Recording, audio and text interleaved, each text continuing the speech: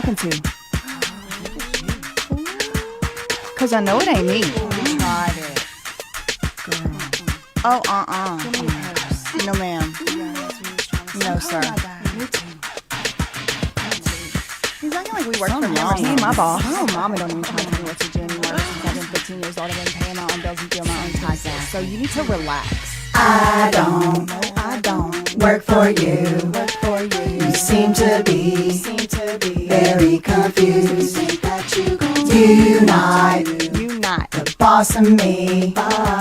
Seem to be very confused. If you think that you gon' tell me what to do, oh baby boy, you must be so very confused. Everybody's freaking out 'cause something's wrong with you. And there is something very wrong with you. Something wrong with you. There is something very wrong with you. Fast like lightning, harder than a hurricane. I bring the thunder, I'm dancing in the pouring rain. If you try to fight me, dishonor all your family name. Oh, I think they like me, world will never be the same. IQ billion, patience zero. Did you ever meet a modern day hero? Hold up, wait, whoa, put the flavor on it. Why you frontin' on me, boy? I'm your daddy favorite.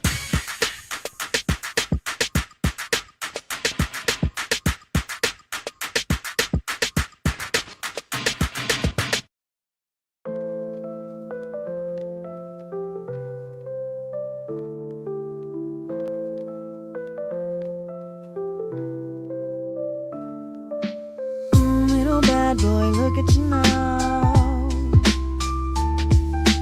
King for a day, you are wearing the crown. King for a day, you are wearing the crown. You really might have made your daddy proud. You really might have made your daddy proud. Y'all never thought he would come back around. You never thought he would. Here it is though, heavenly cloud, blowing it now, building it up, just burning all down. Always a game, totally shameless. Pawns all fall down. Coming back for you. Coming back to you. I wrote this song in A minor. Get it? 'Cause tricks aren't for kids. Now bad boy, what you gon' do? Now bad boy, what you gon' do? Feds all out here looking for you. And they looking for you. And they all fall. Huffing, they puffing, they blew it all now. Built it up to burn it down. And playing a game that you never could win. Pawns all fall. Every promise you broke, every lie that you spoke. Coming back for you. Every time that you prayed, every move that you made. Coming back to you.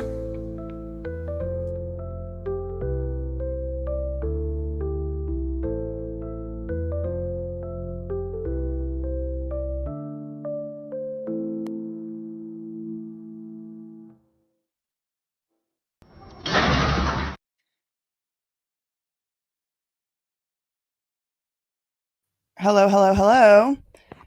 Hello, hi, yes, there are more songs. Okay, I'm just gonna get this out of the way. I definitely do not have the C19. Definitely don't. The C25, if you know what I mean. Definitely don't have that. I did go to family reunion this weekend in Louisiana. Shout out to the family, shout out to the cousins. It was the Shelton family reunion. If anyone's wondering if you're a Shelton, shout out to the cousins. Okay, all that to say, my throat is really doing its own thing today, okay? So I wanted to come on here early. I wanted to come on here like an hour ago today, but it's just not happening today. Yeah, so I put my little music video on. So yeah, I mean, I'm running a little late. Let's jump right into what's going on right now. Today is Tuesday, May 27th, 2025. We are just coming back from a long weekend. It was Memorial Day. Shout out to all of the cousins who have fought for freedom and fought for, unfortunately had to lose their lives for other people's wars. Shout out to all of y'all. And especially, all of that. Obviously, I'm talking to them in spirit because they're no longer with us. So shout out to the veterans and I know it wasn't Veterans Day, but when you can, when they're still living, y'all should say thank you and stuff. Thank you for service and all that. Shout out to the blue collar people. Shout out to the people laying tile and stuff. I still remember that one guy that was like, I listen to you while I'm laying floors all day. It's so cool. Or lady, I don't know. I don't know the gender of the person. Yes, we honor veterans, active members. There it is. Yes, shout out, shout out, shout out, shout out, shout out, shout out. Land of the free because of the brave, they said. Okay, so shout out to all that. Hey, hey, cousin. Look, my cousin from Lafayette in here, y'all.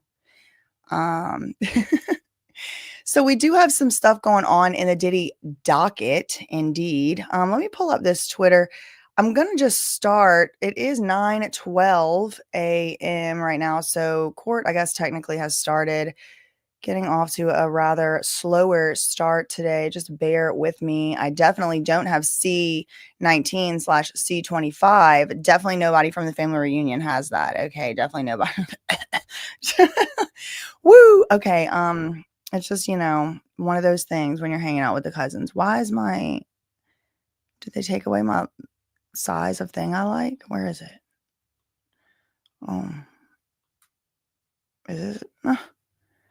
Man, y'all, sometimes they just be doing stuff with the StreamYard. Sorry, I'm just trying to get they took away my thing. Oh, that's what it is. Hold on. I know what it is. Ting. All right. All right, shout out to the Diddy docket. Here's the witnesses. This is a good resource. Really good resource. DiddyDocket.com. Here's the witnesses we've had so far. Israel Flores, Daniel Phillip. Israel Flores was the contracted security at the Intercontinental. Daniel Phillip was one of the S workers. Of course, we had Cassie. So far, I think probably the star witness. Yassine Binda, special agent for Homeland Security Investigations. Dawn Richard, my other cousin. Y'all been having me say Richard when her name is Richard. Come on, y'all. Then we had Carrie Morgan, who is Cassie's former best friend. We had David James. Oh my gosh, Diddy Docket is shady for this wiping the tears picture, but also it was a moment. He definitely did apparently start crying. Multiple outlets reported. And then we have Regina Ventura, who was, of course, Cassie's mom. Who else do we have? Is there continuing here? No. We can go over the witnesses and things later. Let's go to our favorite American hero of the day, of the moment, of the Diddy trial for sure, Inner City Press. Again, y'all, I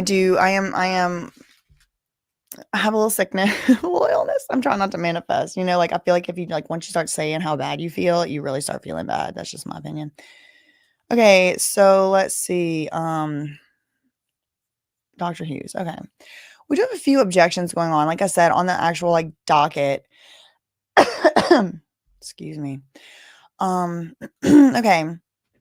So he started tweeting 23 minutes ago. This is day 10 of trial, of actual trial day. This is the fourth week of trial. If you count jury selection, it's the third week of testimony. So, Diddy day 10. So technically, of court of testimony, I guess it's day 10. I would need to go back and check. I do know that this is the third official week of testimony. Yeah, in the fourth official week of trial. So we're just moving right along. He says, Inner City Press, and I'm going to pull some of the other sources up like we do. It's going to be just a regular day. I may take a break at lunchtime, depending on how my voice and Matrix body are feeling, but we'll get to that when we do. It's 9:15 right now. Okay, so he says 23 minutes ago. Okay, United States versus Combs, day 10. Starting with rulings on testimony of Capricorn, Clark, and others, DNA in Kid Cudi's burned car, investor Jimenez, Inner City Press covering the trial, book on week 2. Okay. The judge says to the parties 21 minutes ago, I see you burned the midnight oil over the weekend. That means you were up all weekend. You weren't taking a Memorial Day break. No, you were not. You were out here awake all night. So the judge says, what about the DNA questions? Well, the DNA question is, remember whenever we were listening to Kid Cudi's testimony? And Kid Cudi was saying that, there was a boom that went off in his car and there was some type of evidence of that and all of that. Well, there was some questioning on the cross-examination from Diddy's lawyers, that was basically like, wasn't there female DNA found on the boom boom that you found in your car? And they were like, and Kid Cudi was like, I have no idea what you're talking about. Like, I don't even know what you're talking about. So he was a little bit taken aback. But Diddy's lawyers came out with a little bit of a surprise and are claiming that there was DNA of a female on this. Basically, it was like a makeshift, boom boom. And it's of the Molotov variety. I don't know what I'm allowed to say on here, y'all. I'm trying to follow the rules. But on this boom boom, they collected DNA from it, fingerprints, stuff like that. And apparently there was some sort of a partial match to the DNA. It could not, you know how, because like whatever reason, if something's outside, I mean, if you ever watched Forensic Files or whatever, then DNA is not always like perfectly preserved. It's like harder to get it off of some surfaces. It's harder if it's been out in the sun and the wear and tear of the day. It's harder if it's been scavenged by animals, et cetera, et cetera. If a bunch of people touched the item, it could become contaminated.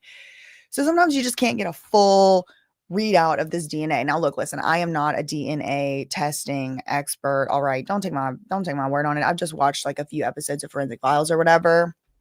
So apparently there was like a partial match to some DNA. They didn't say who, they didn't say whose name. And this DNA was like, all they could really tell was it's female. Now that leaves a lot of issues open, right? Like, so maybe a female individual did drink out of the bottle before someone used it for, an untoward activity. I think what Diddy's trying to say, and his team is trying to say, is that a female put that boom boom there, and it couldn't have been Diddy because he's not a female, et cetera, et cetera. Now, the government is saying we don't even have the actual full DNA printout. We don't have that. All we have is this like note in a report somewhere that just says there might be some that the DNA that was recovered from the bottle, or some DNA that was recovered from the bottle, was female. It doesn't say they excluded any and all male DNA. There's like a lot of things it doesn't say. And on top of that, hold on. My fan. On top of that, if you've been following every day along with me, you will probably remember that the judge has already a little bit admonished both parties and kind of fussed at them and said, like, look, we can't just be dropping evidence in out of nowhere with no notice and stuff. Like, you're going to start to forfeit your right to even put this evidence in here. And so indeed, and in fact, I'm looking forward to the judge actually starting to do that, because it looks like that's what they did kind of do at the last minute with this DNA. So the government is saying a bunch of arguments why this question about DNA should not be asked to the firefighter, the fire department investigator that is going to be testifying maybe as early as today. Now, we are going to start testimony with Capricorn Clark, who is Diddy's former assistant. Capricorn Clark is the one who Cassie said, Kid Cudi said called him. Capricorn Clark called Kid Cudi, this is according to Kid Cudi's testimony, from inside Diddy's car outside Kid Cudi's house, and was like, hey, Diddy's inside your house rummaging through your stuff. I'm scared, whatever. So she's testifying today. She's first up. But after her, we're looking for some investigators that looked into the car boom boom situation. We're looking at some testimony from a firefighter from the LA Fire Department. We're looking at testimony from LAPD officer who did it. Maybe that guy or woman or person will be able to be asked about this DNA. But essentially, all that, long story long, to say this is what the judge is saying. Okay, what about this? Of course, Diddy's lawyers want to be able to ask about this DNA, because it does make Diddy look, what do they have to do? Do they have to prove Diddy's innocence? No, they just have to show a reasonable doubt. They have to present that there's a reasonable doubt that Diddy did the things that he's accused of. And so what they're accusing him of doing is boom, boom, this car, or at least having someone else do it. Now, we could go into the DNA analysis, one side, other side, what would be good, what wouldn't, et cetera, et cetera. We'll do that later at another time. Okay, let's move on though. This is the Jimenez. I'm sorry if I'm saying this wrong. Jimenez. I don't know. I did hear Rabbit say the name, and she's so good at Spanish pronunciation that I definitely was gonna be saying it wrong, and I don't know. Now I'm all confused. Okay, but yeah, if you want to know how to pronounce it for sure, gonna rabbit down the rabbit hole news. Okay. So the assistant U.S. attorney is like, okay, this fire department guy, that's who Jimenez is. I'm gonna just say Jimenez, but I understand. I'm not the best Spanish pronouncer.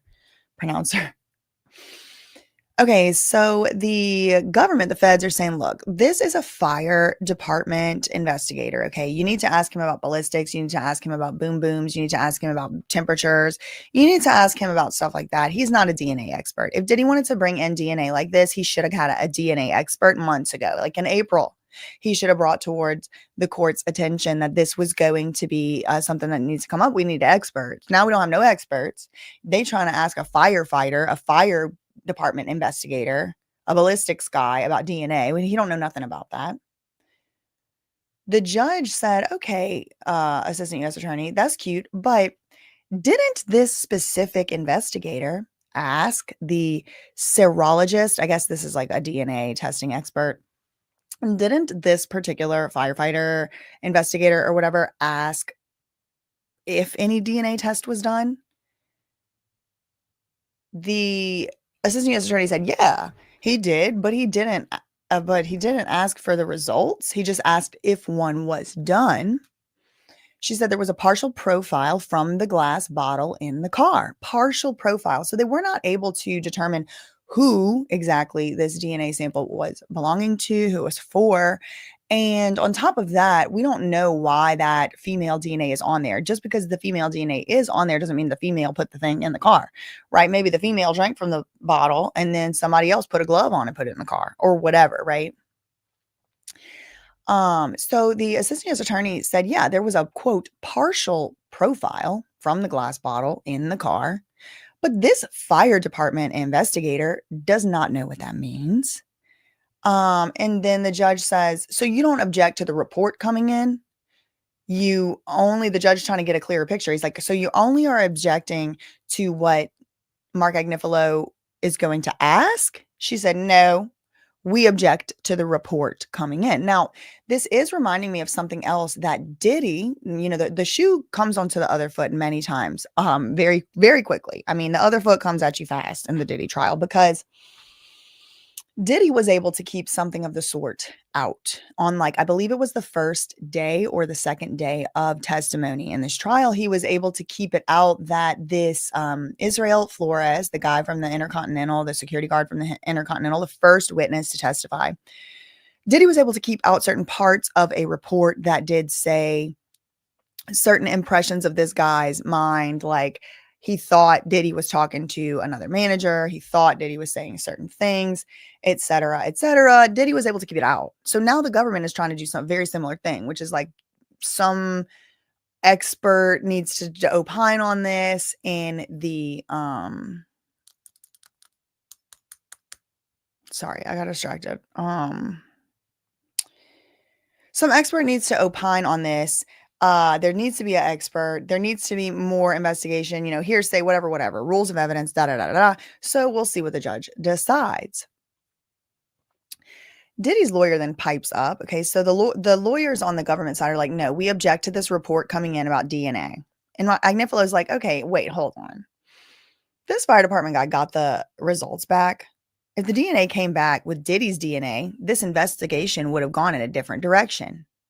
But it was consistent with a female contributor. Now, Mark Agnifilo is very smart, so I have reason to believe he's just doing this on purpose, and he actually does know that he's committing a logical fallacy, but you got to do what you got to do when you get in the bag, I guess, when you're Mark Agnifilo. So just because Diddy's DNA was not found on the bottle doesn't mean Diddy didn't do it. Also, just because Diddy didn't physically do it doesn't mean he still can't be held responsible under RICO. If Diddy's DNA was found in this bottle, yes, it would have gone in a different direction, but then Diddy's lawyers would be making the same arguments that the government is arguing right now, which is we don't know the chain of custody. We don't know why his DNA was on the bottle. That doesn't say anything. It's more prejudicial than probative, et cetera, et cetera. But because Mark Agnifilo is getting paid, cash register sound effect, to Mark Agnifilo is getting paid to argue in Diddy's defense, he's like, okay, well, hold on. If Diddy's DNA was on these bottles, was on this bottle that made the boom, they would have went a whole different direction here. But there was a female DNA. the judge said, okay, so we're not really talking about whether the results here are accurate. We're just talking about the impact. I'm going to overrule the objection, but I'll hear you at sidebar after the direct. Okay, so the judge has sided against the government and with Diddy. 21 minutes ago, the judge did allow the partial DNA is female to come in. Now, I think that's fair. Why do I think that's fair? Because I do agree with Mark Agnifilo on one point that he made, which is if Diddy's DNA was on that bottle, the government would definitely be putting it in there. So let's say, the only DNA that was recovered off of there was a female DNA, but maybe the government can just they should have had the opportunity to have an expert come in, and I do think that they should have pushed a little harder on that because they didn't seemingly even argue that. They are saying, look, Your Honor, this DNA issue could mislead the jury. Agnifilo said, okay, well, we could prove it through the serologist. This is fair game. The amount of times he says fair game makes me think he's a Scientologist. No offense, but it just really does. They just love that term, fair game. We could prove this up through the serologist. This is fair game for this witness.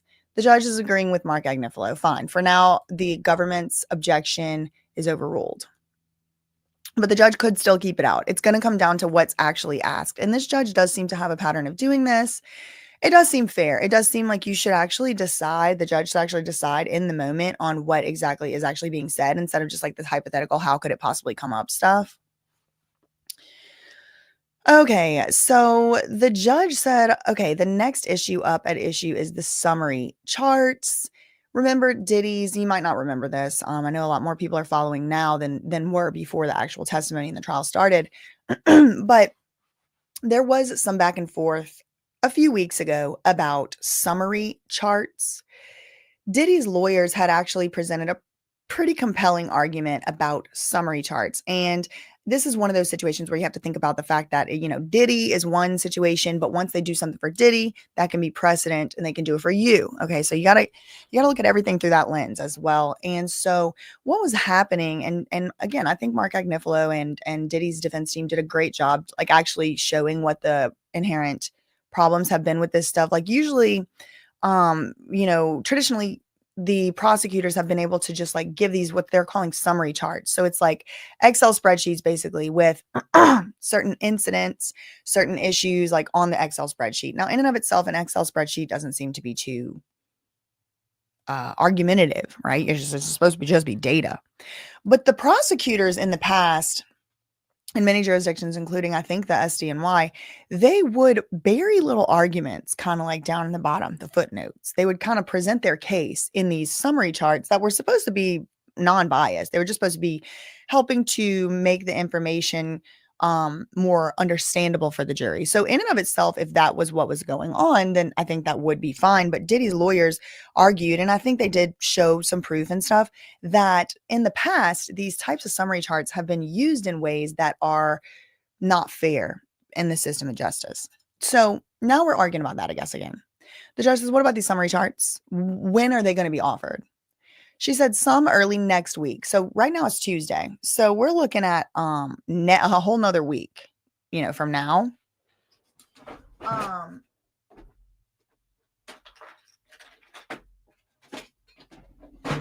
especially need my nose scratcher today because I am feeling sniffly. Okay. So early next week. Okay. The judge said, okay, so bringing in bank and phone records and texts is okay. But some text message threads are already in. The assistant U.S. attorney said, yes, Your Honor, but the summary charts are going to help to save time. And aren't we all worried about time? And aren't we all worried about saving time, et cetera, et cetera? And she cites to this case, which is going on right now. Gold bar Bob. So wait, hold on. Is Bob Menendez the same? I guess this is, no. I don't think this is the same. Okay. So this is not the Menendez trial. That's what's his name? Mark Garagos. Okay. So, but they do cite to the Bob Menendez case. This is not the ones with the two brothers. This is the ex-senator Bob Menendez. So they're trying to rely on that case. And remember what I just told y'all just a few minutes ago. If it happens for Diddy, if it can come in for Diddy, it can come in for you. And this is what they're doing here. It came in for Menendez, Bob Menendez, so now it's coming for Diddy. Okay, so I don't know what the judge decided, but he moves on to the next issue and says, okay, that leaves us with one other issue. And Diddy's lawyers have objected to, I think there's two more issues actually. I think they also objected to some of Kid Cudi's testimony. If we have some downtime in a little while, I will pull up the doc and we can actually look at these documents. But I want to get caught up with where we are in the actual courtroom right now. So let's keep plowing ahead. The judge says that leaves us with the objection to Dr. Hughes. Now, Dr. Dawn Hughes, she's already come in and testified. This was the doctor that was saying about how some victims use coping strategies. Many victims fall into the same three categories or so, how they will sometimes people who go through trauma or traumatic experiences at the hands of an abuser, they will forget every single instance. You know, they won't remember every single instance, but they'll remember big instances that happen around certain occasions, like a birthday or a New Year's or something like that, etc. So you remember her? She's from the Johnny Depp trial. They had her there. She apparently didn't do a great job there. I didn't watch that trial. I was like allergic to it. I just felt like everybody was trying to cram it down my throat, and I was just like allergic to it. But a lot of y'all had your opinions about her. I remember, who is it? Sussex Sandra. I think that's her name. She was like, this lady is a sexist. She's a racist. I don't know. I remember what they were saying about her.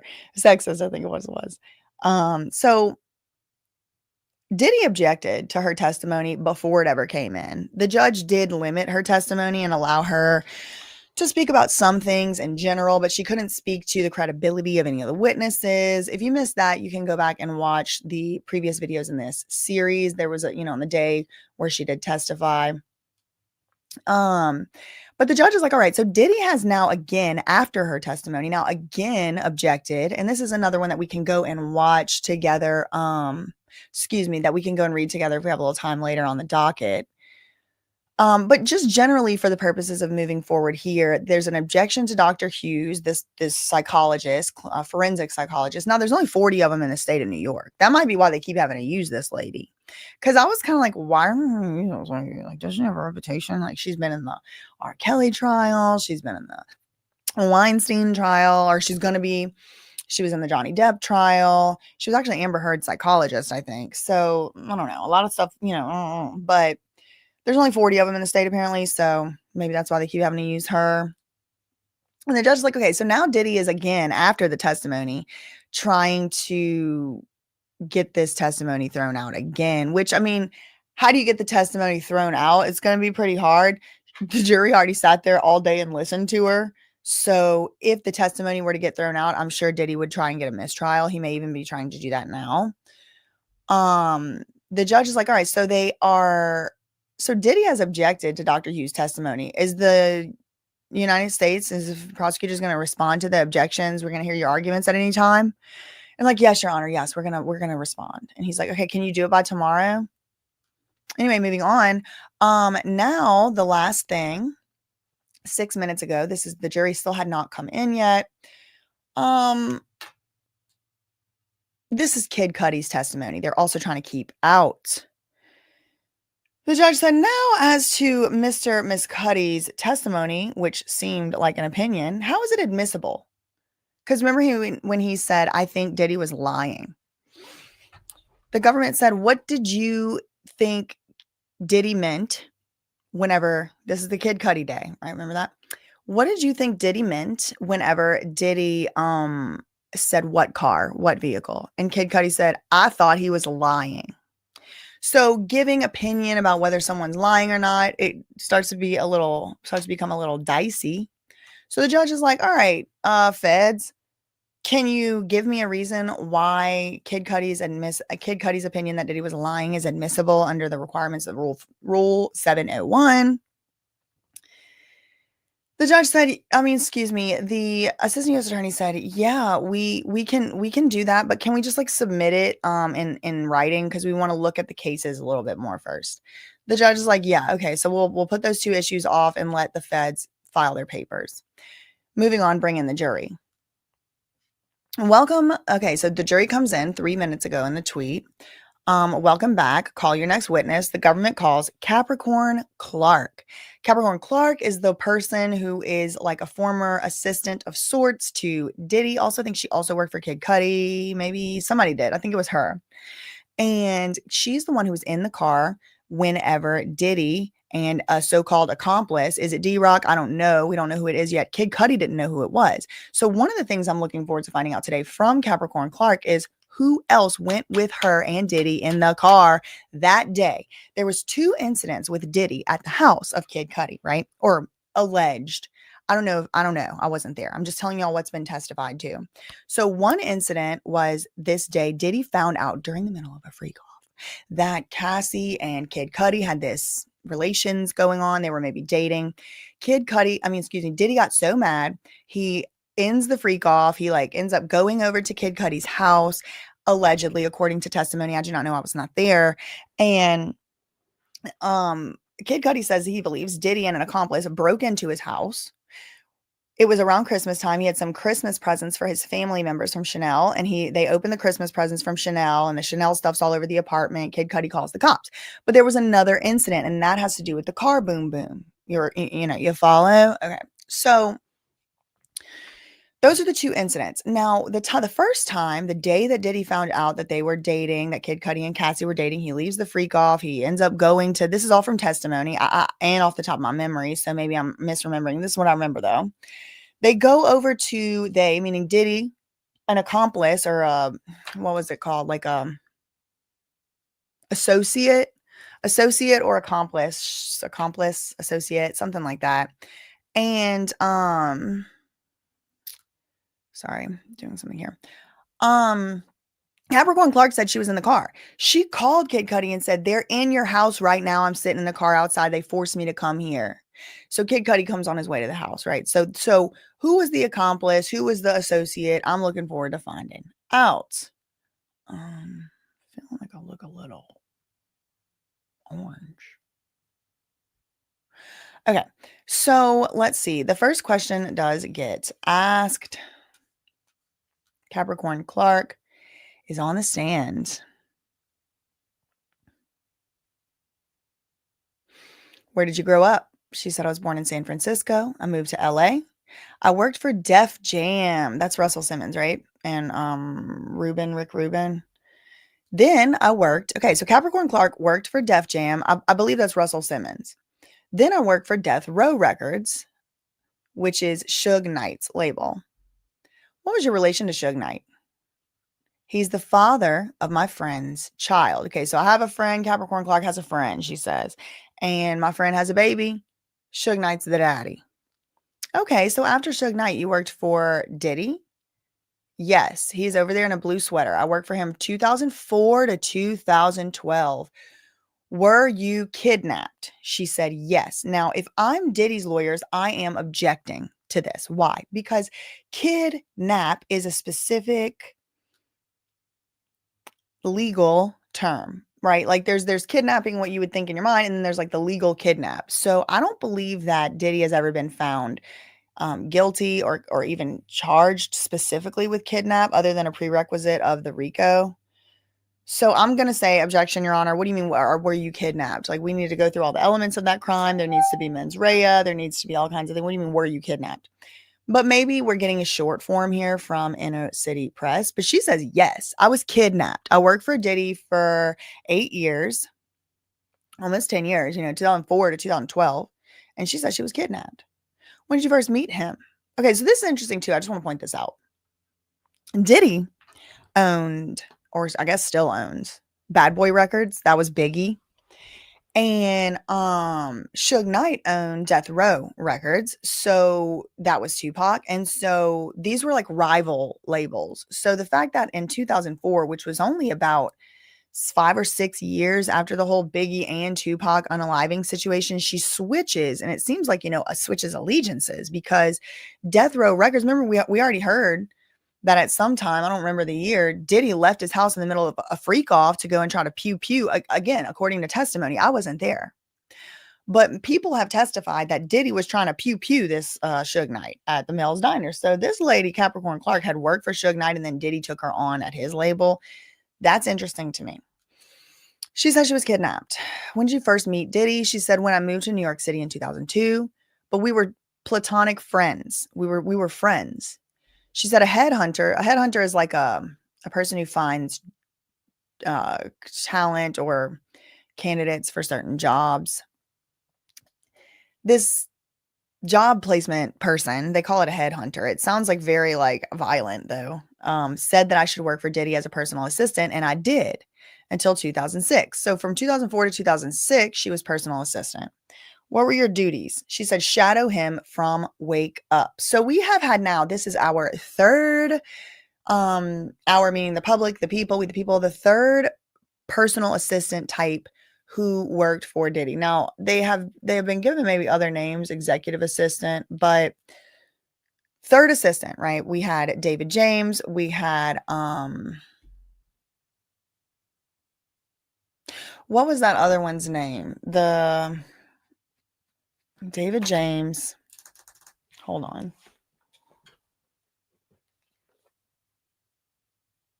George Kaplan. He was the one that still kind of likes Diddy and wishes him happy birthday, but he also had to quit.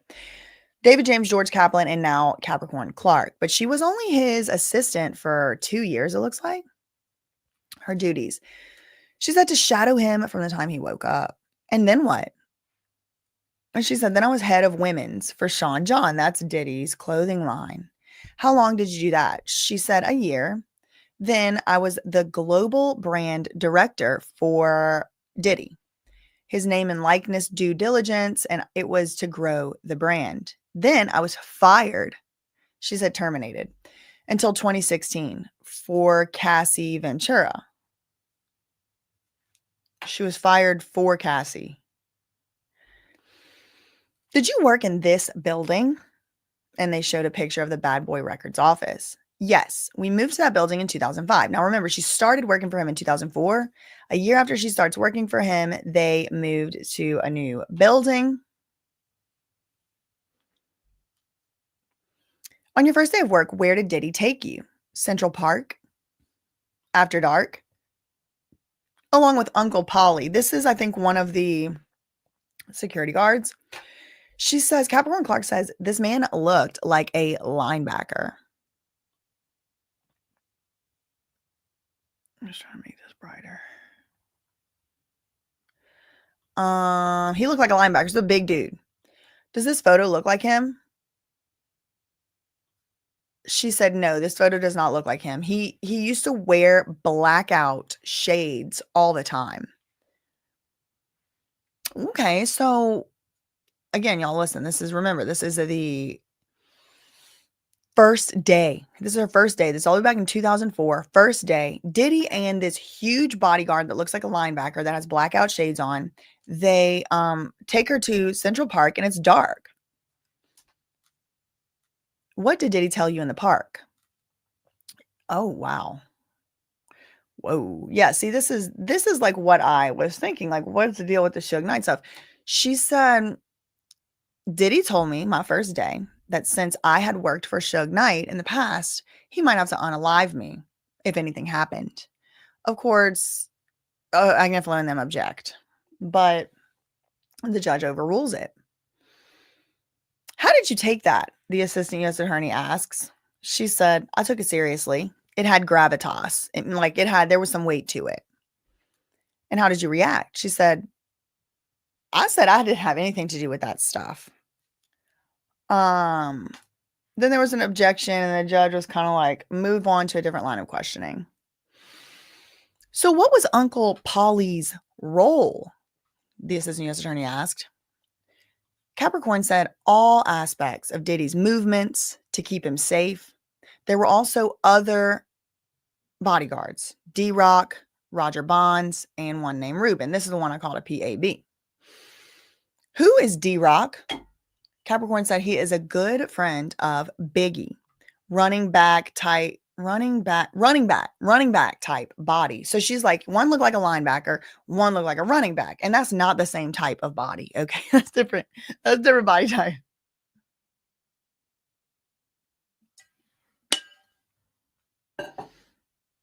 A running back can move. They can move. They're fast. Linebacker is like, the ones that's holding the line. So who is D-Rock? Good friend of Biggie, running back type body. Let's see if we can look up picture D-Rock. I've seen him before on a Art of Dialogue or one of those. Here he is right here. I'll show y'all. This is Biggie's friend. Rest in peace. See, that's him right there. Okay, interesting. All right, let's go back here. Did you ever observe Diddy with a pew pew, pow pow? She said, yep, in my home. In my home, Diddy had a pew pew. And did he talk about it? She said he told Chris Lighty that he had a pew pew. He had a problem with 50 Cent. Okay, breaking news. Pew pew related to 50 Cent. 50 Cent. Oh, I like calling him Uncle 50 Cent. Uncle 50 Cent has entered the Diddy, not tidy. The Diddy trial chats. Henry A. Pew pew.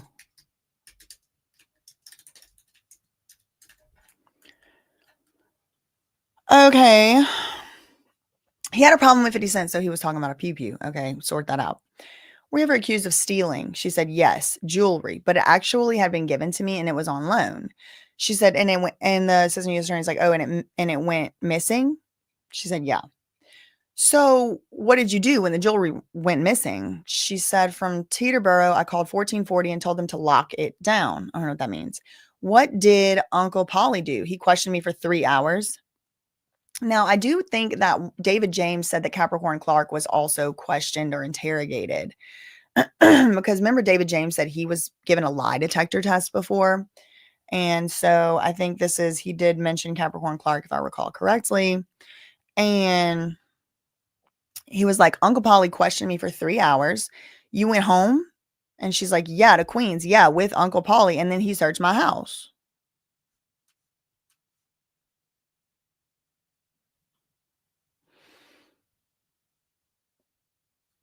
Okay, I just refreshed.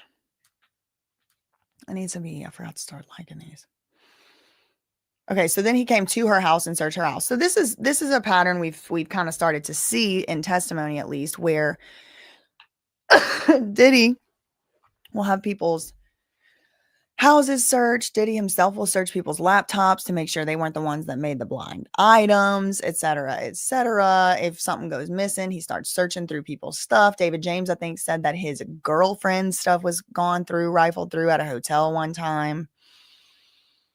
Okay, she said, where did Uncle Polly take you? She said 1710 Broadway. So that's the business location where a lot of the people had started to work. They've mentioned this address many times. She said 1710 Broadway was dilapidated, but it was being fixed up. But I didn't know that. He took me to the 6th floor. It's always the 6th floor, y'all. The door was locked behind us, and there was a 6-foot folding table and a heavy-set man. Can you describe him? She said it was like 5 of me, like 2 linebackers. He was chain smoking. Did Uncle Polly stay? No, he came back. So I guess there was a lie detector test. Yeah.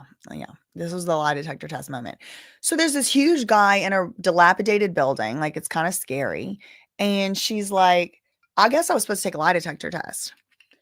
What did he say would happen if you failed the lie detector test? She said oh man. He said they would throw me in the East River. And then, of course, objection. So then they go up to the sidebar. Because why? Probably because it's hearsay.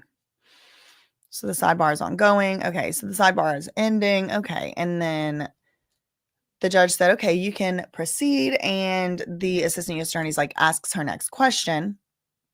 And she's like, what was his demeanor? She said, very serious. I was terrified. Did you want to be taking this lie detector test? She said, no, I was scared. I was afraid. How was the test? She said, they put wires on you and they question you. And they asked, did I steal? It's all giving Scientology. I'm just so sorry. It just so much is. Oh, okay. Let's see.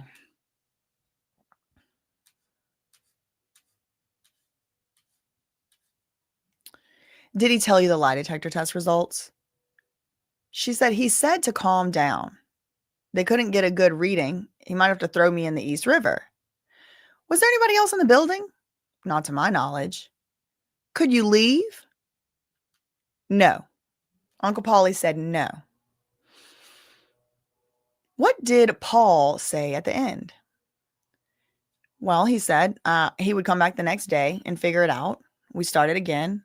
Another lie detector test in the same location all day. This feels like that show. Did y'all watch that show, Severance? She said, we started again, another lie detector test in the same location all day. Were you free to leave? No.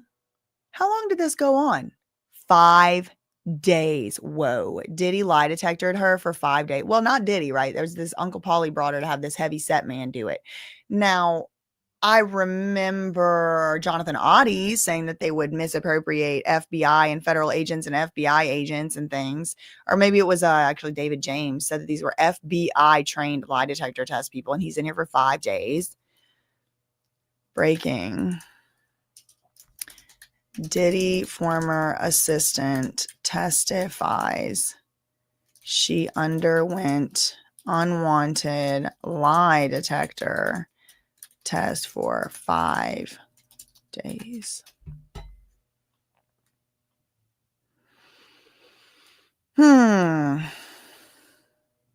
right, I just refreshed again.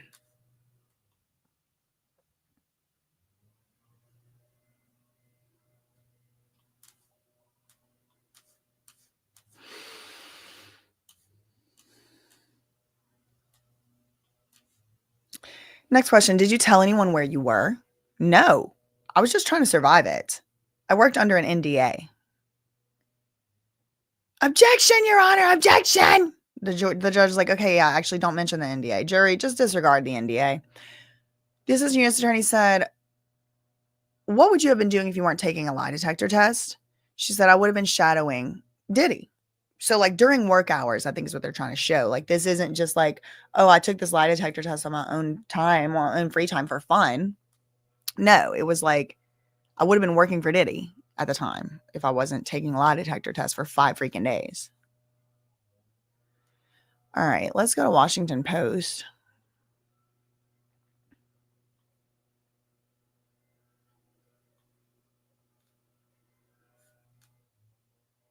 Okay. Let's start 1 hour ago. Anne Brannigan.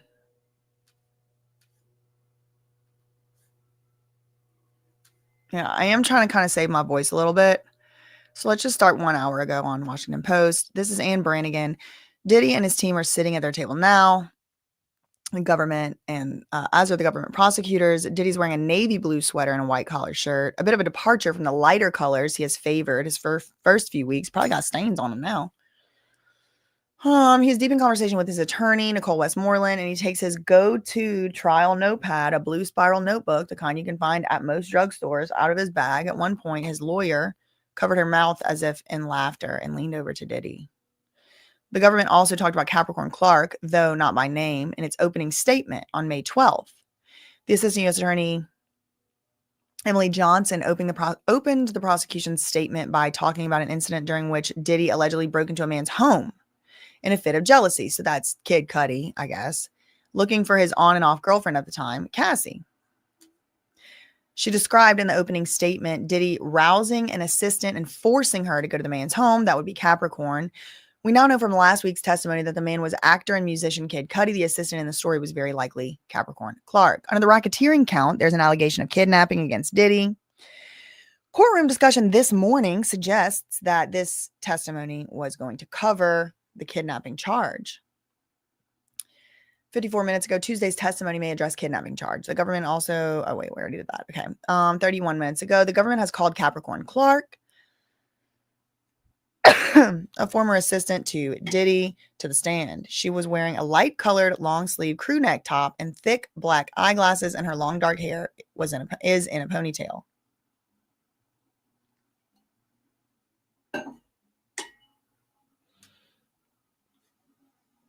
She testified that she worked as an assistant for Diddy 2004 to 2012 after jobs at Def Jam and Death Row Records. So she worked for Russell Simmons, then she worked for Suge Knight, then she worked for Diddy. She later came back to work for Diddy in 2016, this time as a creative director for Cassie, and held that role until 2018. Okay, so this gives us a little more context as to what was going on 2016 to 2018. She did work for Diddy, but it was like as a Cassie creative director. And what year did the Kid Cudi car incident happen? 2011. Okay. The government also teed up a point it will surely come back to, that Clark said she was kidnapped by Diddy December 2011. She testified that Diddy, this is 7 minutes ago, Shayna Jacobs, Washington Post. Capricorn Clark testified that Diddy once threatened to unalive her. Diddy kept a cool demeanor when he allegedly threatened to unalive employee Capricorn Clark over her past connection to his rival, Suge Knight. Diddy was apparently furious. Okay, this is some more details. Thank you, Details Queens. Diddy was apparently furious that Capricorn Clark did not disclose her former employment with Suge Knight, another rap entrepreneur who Diddy had a deep hatred for. Capricorn Clark said Diddy and a large bodyguard known as Uncle Paulie brought her to a spot in Central Park to send her a menacing message around the time she started working for Diddy in 2004. Diddy told me he didn't know that I had anything to do with Suge Knight, and if anything happened, he would have to unalive me. The witness, this Capricorn, said she continued working with Diddy because she did feel that she could have been more transparent. There was nothing I could do in Central Park to tell him that I was a trustworthy person. She is one of a number of witnesses being called to support the prosecution's theory that Diddy and members of his inner circle regularly threatened and abused people, including love interests and members of his staff.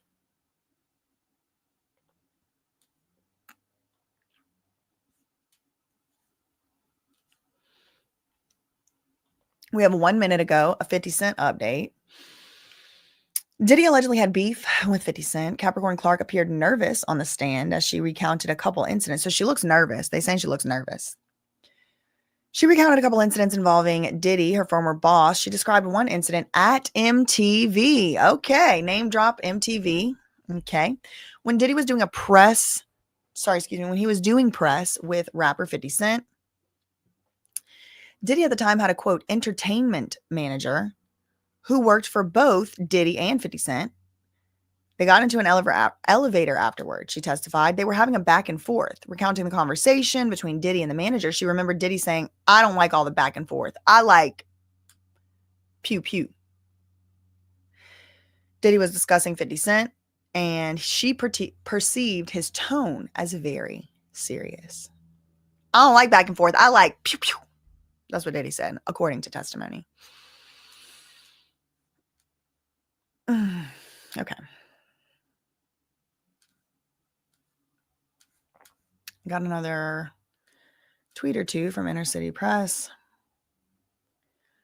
What happened after those 5 days of the lie detector test? She said, well, then I could return to work. Diddy would see me next week. Did Diddy ever discuss this with you? No. Why did you continue to work for Diddy? She said, because if I left, I think they would probably think I did steal. What were your days like? She said, from his townhouse at 74th Street and Park in the morning to Daddy's house recording studio in New York at night. How much sleep did you get? She said, on a good day, 4 hours. On a bad day, 2. I got a stress condition, and I was paid $55,000 a year. What is a stress condition? Like PTSD or something? Or something else? Cushing's? Did you ever get paid overtime? No. And I spoke to the head of HR, and she said I was owed $80,000. And how did Diddy respond? He ripped up the paper. There's going to be that forced labor. I think that's what they're trying to do. They're trying to show that this is the forced labor. Would Diddy stay at hotels? Uh-oh. Yep, with Kim Porter once a week.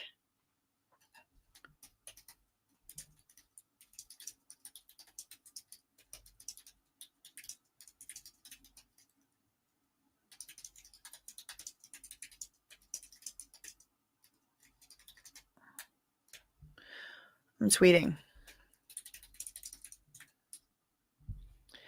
So he would stay at hotels with Kim Porter as well. Now, it did seem last week like they were trying to imply that Kim Porter was not doing the FOs. Okay. We get some more information here. Oof, I'm not feeling good. What names would he book the hotel room under? Frank Black, Frank White. And what about the girlfriends? They would all stay at, they would be Jackie Star. So I would put the girlfriends in under Jackie Star, and Diddy was Frank Black, Frank White. Where did he stay? She said the Intercontinental, in Buckhead, and in Atlanta. These are Georgia cities. Beverly Hills Hotel when he was in LA. What were in his bags? The assistant U.S. attorney asks.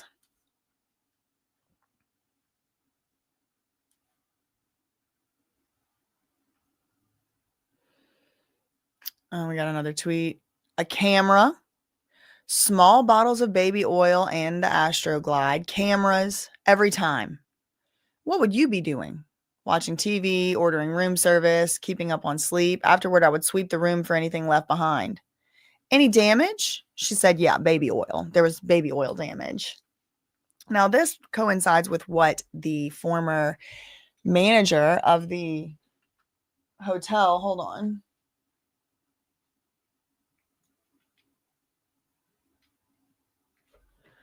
I'm trying to turn the space heater off. I'm not feeling good. I think I might be getting a little of the sickness. A camera. So what would be in the bag? A camera, small bottles of baby oil, the Astroglide, all that, the regular, but she's not saying rugs yet.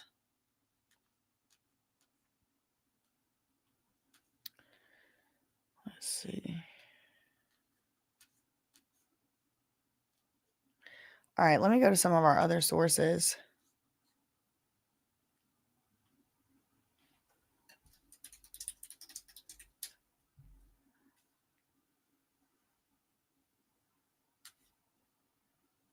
Let's see.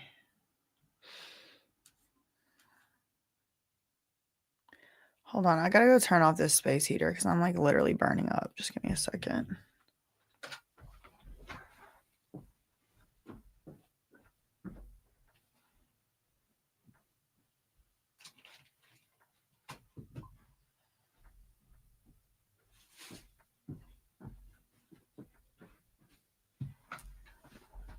Okay.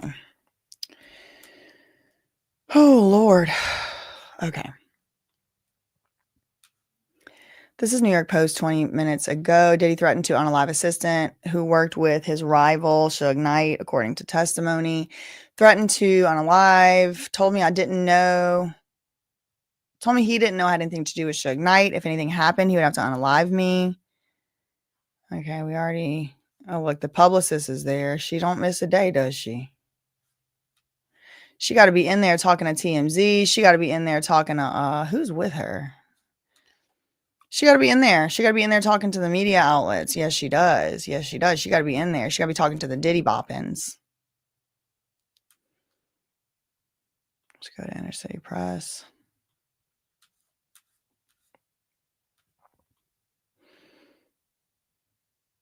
Okay, so Kim Porter once a week. We got. How frequently would he stay in a hotel with Cassie in 2008? She said like once a week. L'Hermitage, the London, or the Londoner, I guess. Intercontinental for several days. The IV drips. Whew, y'all, I could use one right now.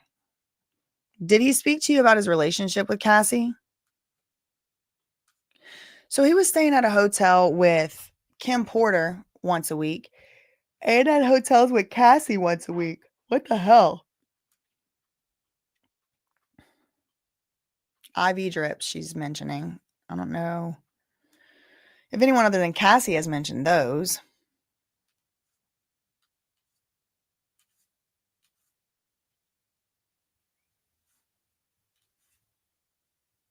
Wait, this doesn't look new.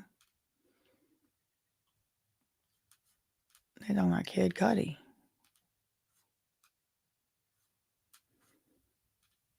Okay, USA Today, they don't actually do live updates, and then they kinda trick me every time. It's, like, not really live updates, it's just, like, random stuff they put up.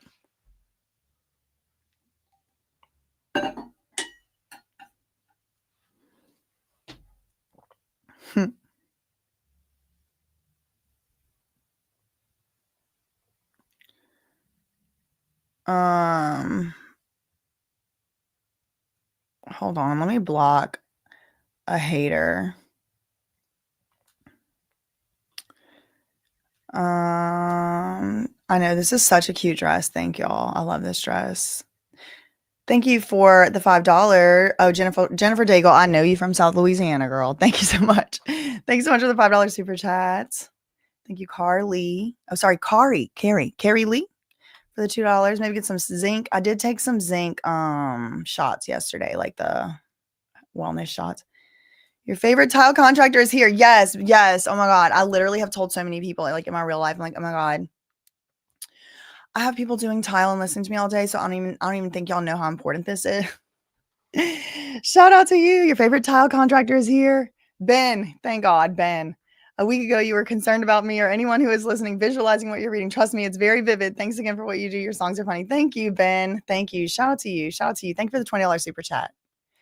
Thank you, Queen T, for the $2 super chat. Thank you, Sheena, for the $2 super chat.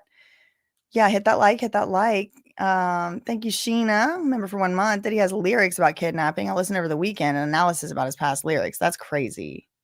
Thank you, Sussex. Sandra, a little money for the Save BJ's Voice Fund. Hot Toddy Time, Hot Lemon, and Honey helps a lot. Yes. Thank you for the £4.99, Sandra. Thank you, Leia, Julia, for the €5.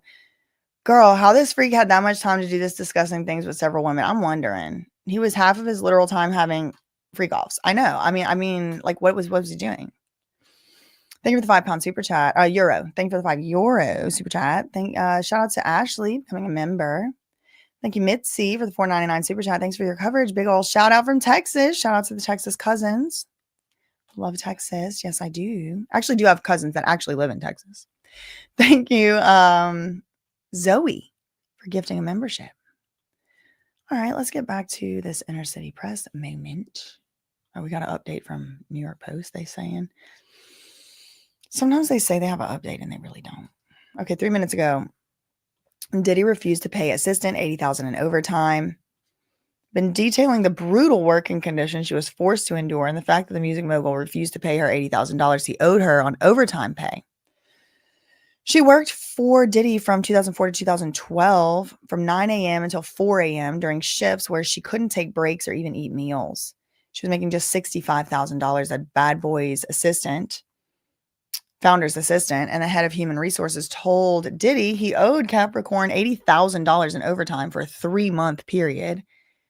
Diddy ripped up the paper, Capricorn said. She said she was never paid for those overtime hours.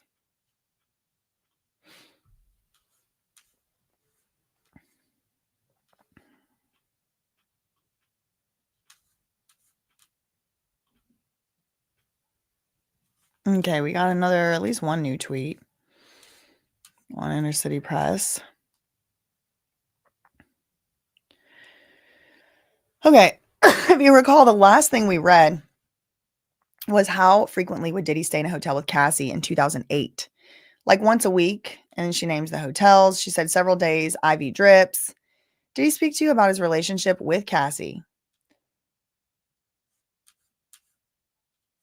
I lost my spot. Hold on.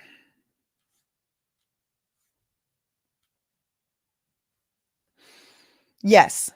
Miss London was there. Chef Jordan in the other room. He called Cassie over, asked her to walk there, hand me that, go back in the other room. And she did it. So Diddy would call Cassie from another room and say, come here.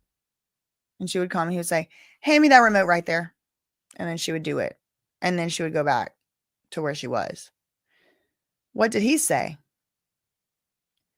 Capricorn said, well, what Diddy would say is, you won't do that. And that's why you don't have a man. And what did you say back to him? I said, you mother and right. I won't do that. Did you ever observe Diddy obtaining rugs? And she said a girlfriend in New York and LA. Yeah, a girlfriend in New York, in LA, from One Stop, Molly, EX, delivered to Puff or me. Did he ever ask you to get rugs for him? Oh, sorry. And then what about in the south of France? She said, yeah, he asked me to get cocaine. And I said, for who? Why? She said, well, I wasn't going to do it given how my mother died. Oh, girl, relatable. Okay, so then they did an objection and a sidebar, and the sidebar is going on right now. I guess they're trying to keep out the fact that Capricorn Clark had her mother died from a substance issue. They're arguing about it at the sidebar right now.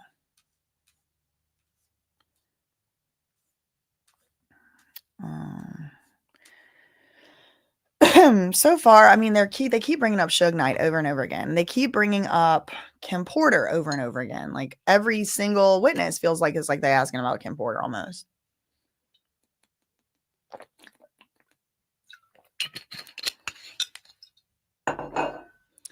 And then he's like showing like basically that Cassie was like a slave, like just calling her in from another room just to get something for him and go back to where she was. 2 new updates from New York Times. Oh man.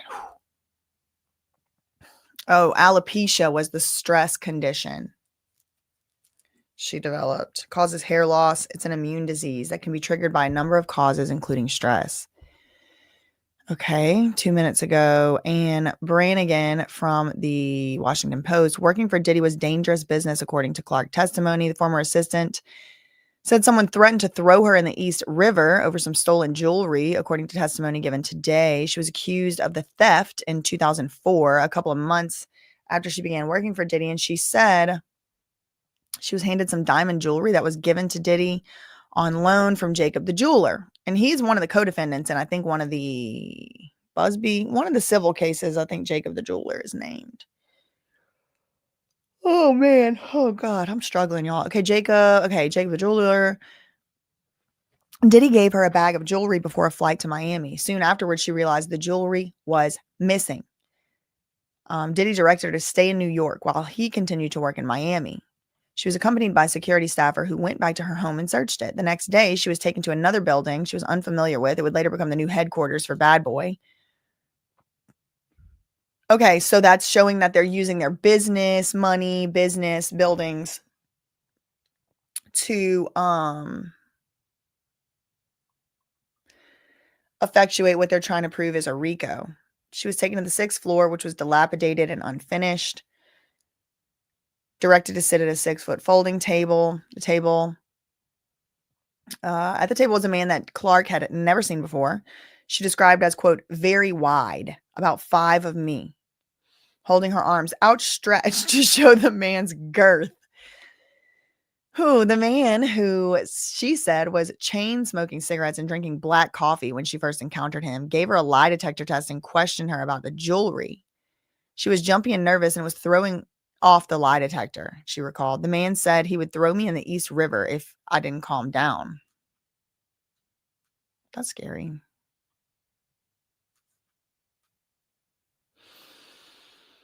Okay, we have 2 new updates. Okay, 1 minute ago from New York Post, Diddy's assistant was forced to take lie detector test after Diddy's jewelry vanished.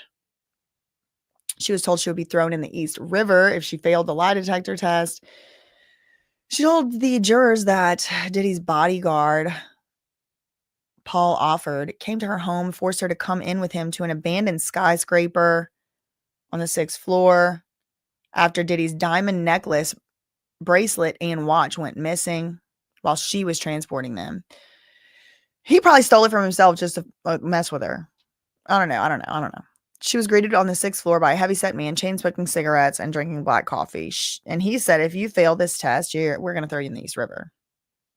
She went through a whopping 5 full days of lie detector tests before being told she could finally return to work. 1 minute ago, Diddy ex-assistant recalls a lot of baby oil everywhere after music mogul's hotel stay. Former assistant told jurors after the music mogul stayed in the Intercontinental Hotel in LA, there was a lot of baby oil everywhere. She said she had to help unpack Diddy's bags for his 3 to 4 day hotel stint. So he was in the hotel 3 to 4 days at a time, including clothes, a camera bag, baby oil, the Astroglide, and substances. So she did mention that. After one of his stays,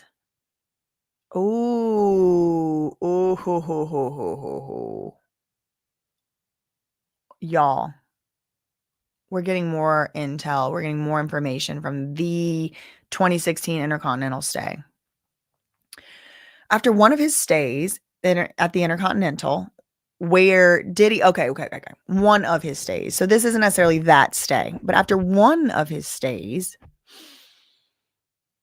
at the Intercontinental, this is the same place Diddy was notoriously caught on surveillance footage beating Cassie, the room was left covered in baby oil. She said, I could see handprints left on the ultra suede wall. It was just a lot of baby oil everywhere. It wasn't only just necessarily on the wall.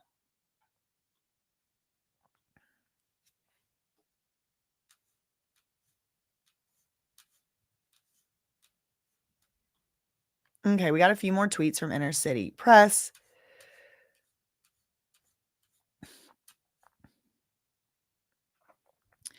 Who did Diddy say the substances were for? So this is in the south of France. I don't know what year it is, but that was the question, right? Like, did he ever ask you to get any rugs for him? Yes. And what about in the south of France? He asked me to get cocaine, and I said, for who? Why? She said, well, because I wasn't going to do it because of how my mom died. Then they had the sidebar and they come back. So who did Diddy tell you that the rugs were for? She said, he said, not me. Did you get them? She said, yep, through the Spanish security guard. He also got prescription substances in my name. They were in the toiletry bag and I would carry them, or security. And what about bulk cash? She said, yep, $100,000 in euros. Oh, y'all, they're getting into like international trafficking stuff, I think. And remember, Homeland Security Investigations is the department that is responsible for investigating international trafficking, if you know what I mean. Struggling. Okay. So where did Diddy get these 100,000 euros cash? She said at club bookings in Europe, but he would keep it and then he would give it to security and then into his bedroom personal safe. Now, Cassie also discussed these personal safes, and she said that often they would have like money in them, sometimes valuables and flash drives, sometimes like maybe cameras, but like drives, hard drives, flash drives. Violence? She said fighting. I don't know what that means. Was Diddy violent with you? She said yes. At Star Island, he told me, you are not going to leave this house. Pharrell Williams was brought in by boat.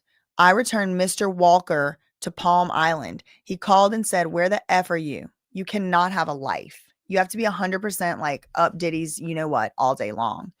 So we're getting mention of Pharrell Williams. Another name has been dropped. Another name has been dropped.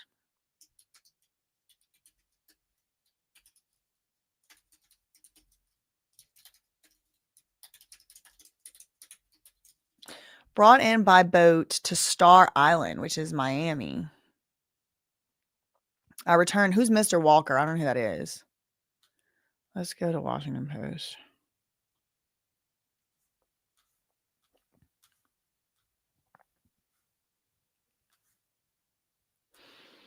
I already read that.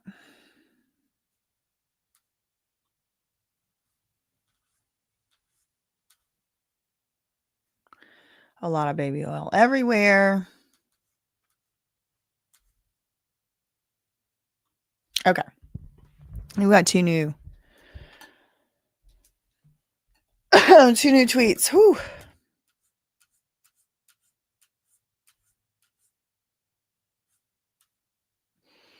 She said, one time I asked the chef if there was turkey bacon.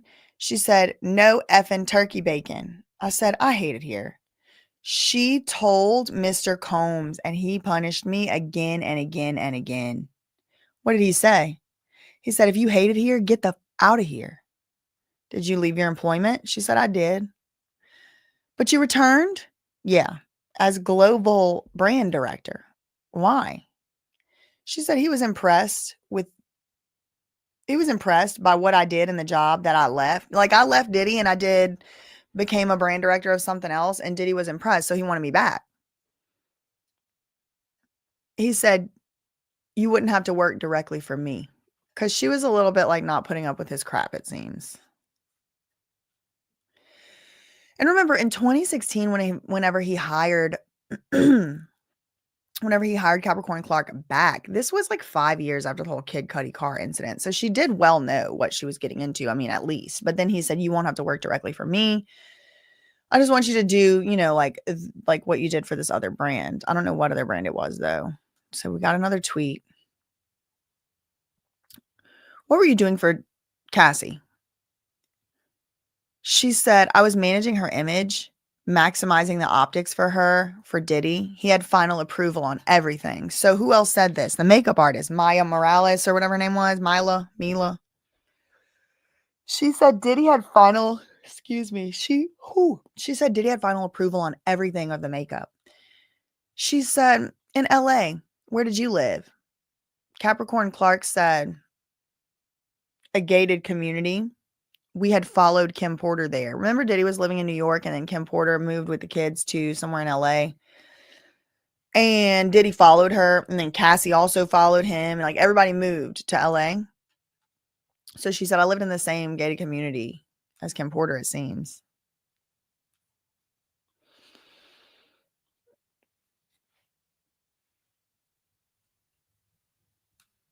Okay, I'm going to look up some more Diddy live.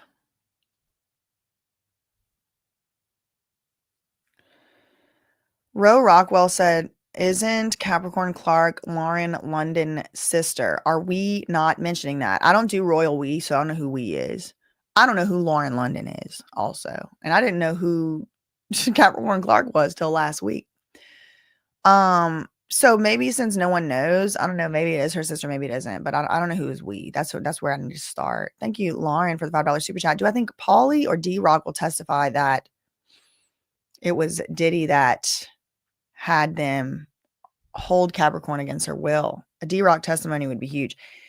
It's hard to know. I mean, if they don't testify, it seems like they're probably going to be co-conspirators. So we'll see. Thank you for the $5 super chat. Thank you, Ashley, for the $1.99 super chat. Thank you, LM, for the $5 super sticker. Thank you, Shadow Woman, for the $19.99 super sticker. Shout out to you for that. Thank you, Ashley Bennett. I need you to know Brett Cooper went in about Lou Taylor this weekend. Did she? On Pierce Morgan, when asked about her reporting on Bieber, she emphasized her links to Britney's conservatorship. Well, that is good to know. I'll have to check that out. Thanks so much. Thanks so much for the $9.99 super chat. I'm gonna have to go check that out. Thank you. Thank you, Liberated at Linus, for the $9.99 super chat. You're clearly not feeling well. No, I'm not. But this is my job. This is what I have to do. Even if you're not feeling well, you have to do your job, unfortunately. Unless, I had coworkers and I couldn't go into work. But I'm doing my best. We can wait and we'll tune in for recaps when you feel better. Thank you, Liberated Linus. Thank you for the $9.99 super chat as well. Thank you, LF, for the 99-cent super sticker. And thank you, Glennis Bless, for the $19.99 super sticker. They're not real sisters, L. Williams said. I can't really help it, Sarah. I just have such bad allergies. Like, if the allergies would go away, I could stop squinting and I could stop scratching my nose. Oh, Lord. 50 Cent has already responded. He said he's scared. Is that true? Ours said they're not sisters. Chill out. Oh, interesting. Half sisters, not blood sisters. I don't know. Google is your friend. Lauren, yeah, Google is my friend, but I don't have to I don't work for y'all, so I don't have to look anything up. I'm just gonna do what I want to do. So anyway. In case there was any confusion, I don't work for y'all. I work for the Lord only. And really, I'm very not feeling well today. So you're welcome. You're welcome for being here. Okay, let me look up some more live Diddy trial. Let's go to CNN. Okay. Here we go. 4 minutes ago, CNN, ex-employee describes what she says was Diddy's rug use. She said she saw Diddy doing EX and Molly about once a week. Whoa, that's a lot. In addition to prescription medication, she testified, his use increased over time. A man called One Stop. Now, this is another person who is testifying about this One Stop. I think it was David James who talked about him at first.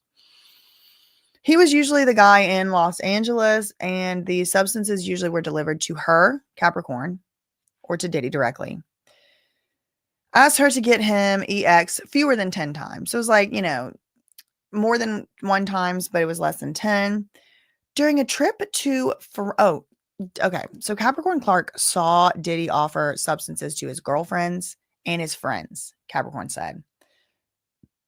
During a trip to France in 2006, Diddy asked Capricorn to get cocaine. And when she asked Diddy who it was for, Diddy responded it wasn't for him. Who's it for? Capricorn Clark then had the security guards obtain the substances. The security guards. Clark would also get prescription substances for Diddy. Sometimes they would even be made out in her name. Other times they were made out to Diddy, she testified. 2 minutes ago, Clark counted 100,000 euros in the club earnings for Diddy. She said she recalled a time when Diddy had 100,000 euros that he made from club bookings in Europe. This is an interesting little piece to me. I bet you this comes back. This ends up being important. It's like international cash. You're making cash internationally, and then you're bringing it back on like presumably a private jet, having your assistant hold it. Do you kind of see how this is starting to build up into something a little bit more than domestic violence? Are we still playing that game with the AstroTurf bots? Clark said she personally counted the cash, and she did believe Diddy kept it in his personal safe in his bedroom.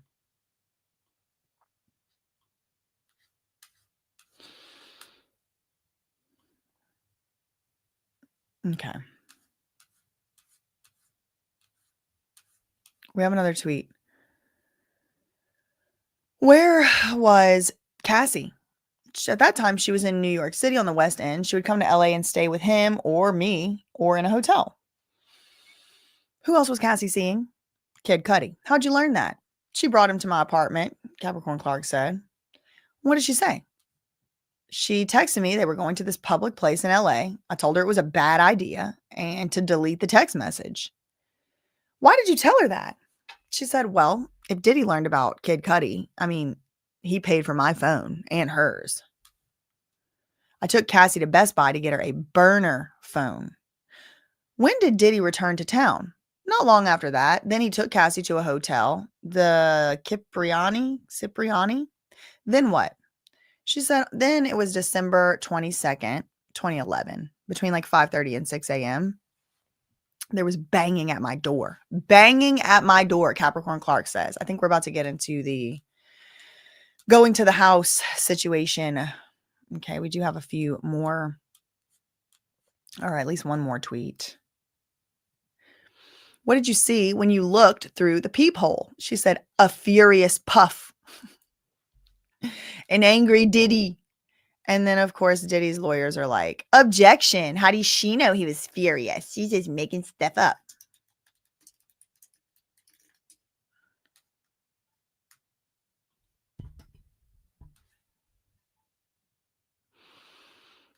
Okay, ask another question. Okay, like the judge basically sides with Diddy. Okay, fine. What was Diddy's movement?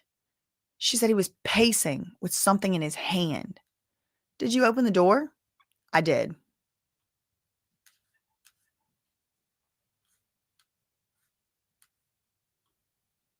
I'm going to update.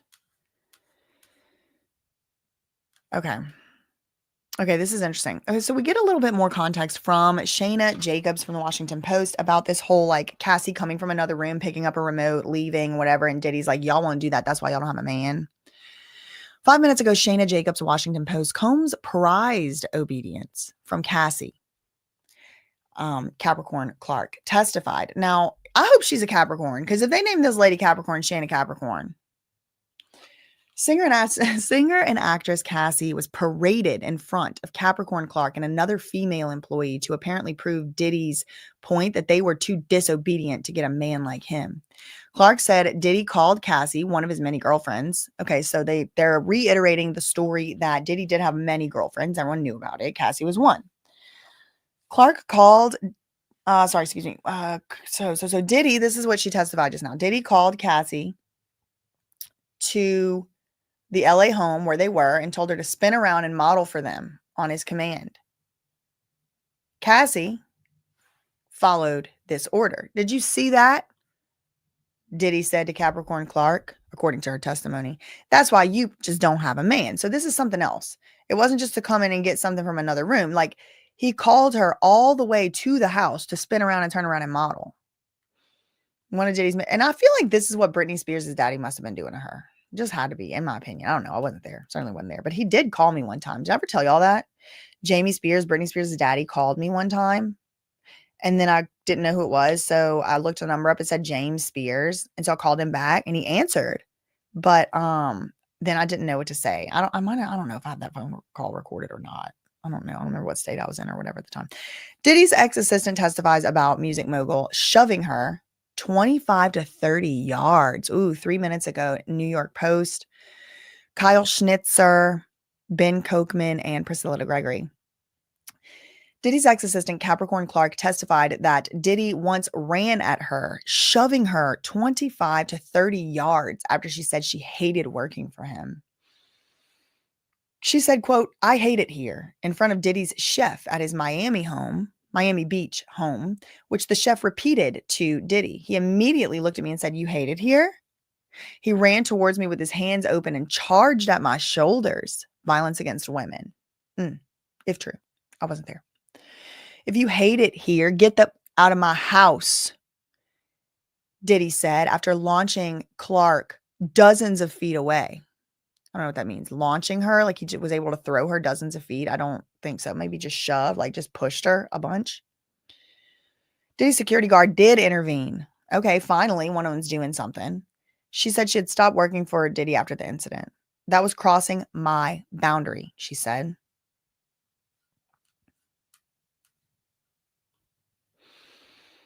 Two new updates from CNN. Diddy told ex-assistant she couldn't have a life working for him. Okay, this is more news. A former assistant recounted a time she was at Diddy's Miami home in the summer of 2006. She said when she arrived, Diddy said, "I don't care what goes on this weekend. You are not to leave this house." He later directed her to escort a guest. Who's the guest? Is it Britney Spears? I'm just wondering. To another location in Miami. And she said she stayed for about an hour before receiving a call from Diddy asking where she was. Clark said when she returned to Diddy's house, he told her, "See, your problem is you want a life and you can't have that here." Ooh. Again, he told her not to leave the house. The following day, that's whenever Capricorn Clark said, "I hate it here," and the chef relayed that message to Diddy. He immediately looked at me and said, "You hate it here?" And he charged me. I think like charged at me. She said Diddy began pushing her and demanding she get out of his house. Said Diddy pushed her 30 yards using about 75% of his force. Eventually, one of Diddy's security guards did intervene by telling Diddy to stop. Finally, a real man enters the chats. Thank you. Who's this one? Because I damn sure ain't Ruben after what we heard. I don't know. I wasn't there. Anyway, this security guard told her to go to go pack her belongings in GTFO of the house. Capricorn Clark testified she left her job after this incident because it was crossing her boundary. 5 minutes ago, Combs had final say over Cassie's appearance. In 2011, Capricorn, a former employee of Diddy, was also managing Cassie as her. Okay. So in 2011, this is the year that Capricorn Clark was managing Cassie as creative director, but also was still working for Diddy. This is also the year of the infamous Kid Cudi revelation. Clark said, okay, so Capricorn Clark said Diddy, again, just like this makeup artist testified, Diddy had final approval over everything, including Cassie's physical appearance and every opportunity. Yeah. And every opportunity that Cassie could or could not take. We've heard this before. He had like complete control. And like there was stuff that they wanted her, she wanted to do, but Diddy just wouldn't let her.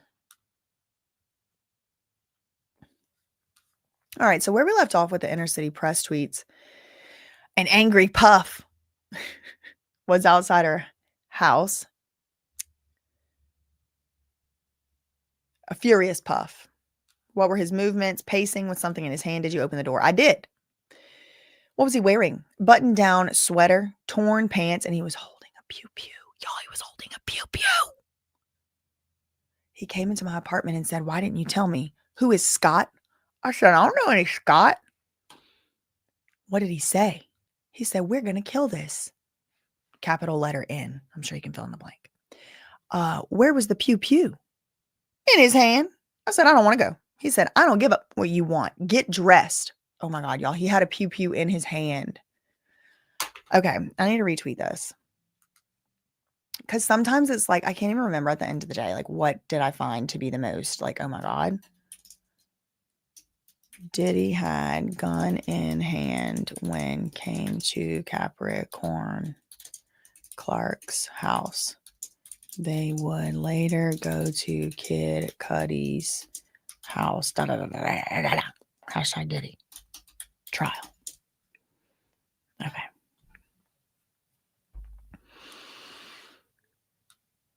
Where was the pew pew? In his hand. I said I didn't want to go. He said, "I don't give up what you want. Get dressed." What concerns did you have? She said, "Well, first of all, he never came to my house before." "Did you try to escape?" She said, "No, I got dressed." Who joined in? Ruben. Boom. Get this man on the freaking stand. Ruben, I don't like. Okay, I reserve the right to change my mind. Ruben is the one that I called a punk ass bitch. Yes, he is. He's the one who, when Cassie was screaming, "Isn't anybody seeing this?" or whatever, and looked over at Ruben and said, "Can you please help me? Can you do something?" And he said, "I'm not going to be helping you." Punk ass bitch. Excuse my language, y'all. I had to say it. This is not real man behavior. This punk ass bitch behavior. So sorry about it. Where was he?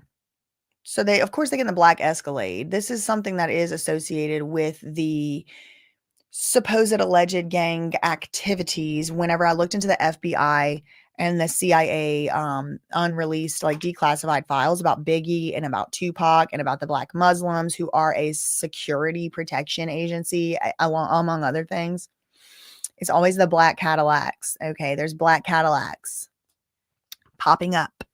Got to be black too. Can't be no other color. It's got to be black ones. All right. There's also like black Benzes, and each one means different things according to the FBI unreleased files. I mean, I don't work for them. I don't know. I don't know. And I don't really trust them. So they could be lying, but I'm just letting y'all know what I read.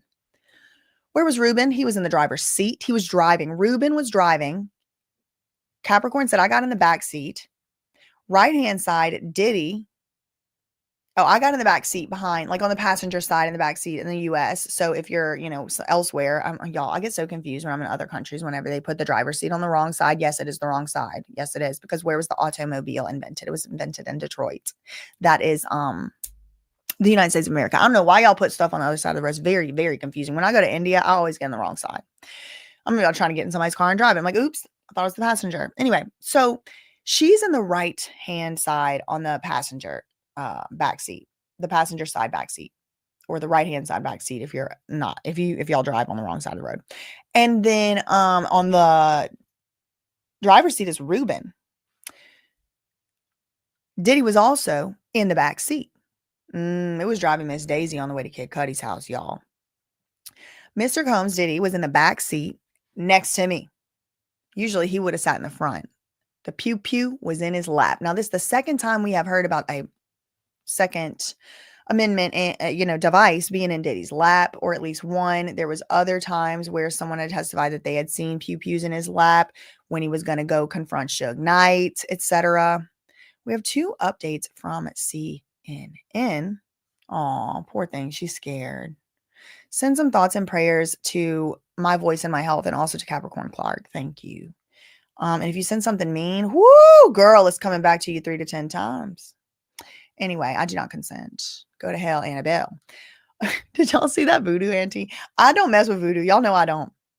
I don't. I come in peace. I respect. I come in peace. I'm not messing with it. But she was sprinkling water, holy water on the Annabelle in New Orleans. She's like, go to hell, Annabelle. I'm like, yes, indeed. I rebuke. I also rebuke. Amen. What auntie said. Anyway, 4 minutes ago, ex-employee said she worried Diddy would learn of Cassie's relationship with Kid Cudi.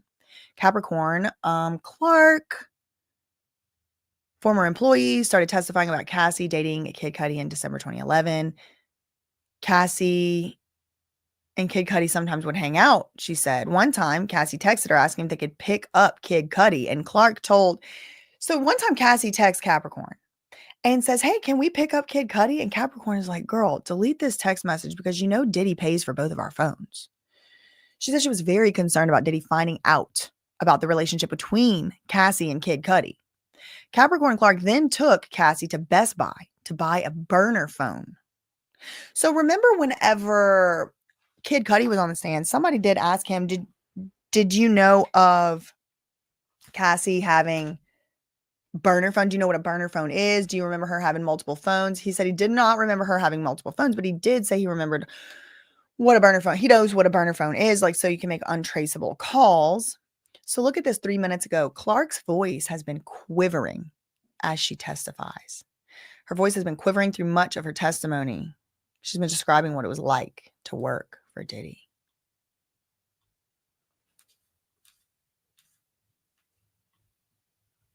Okay.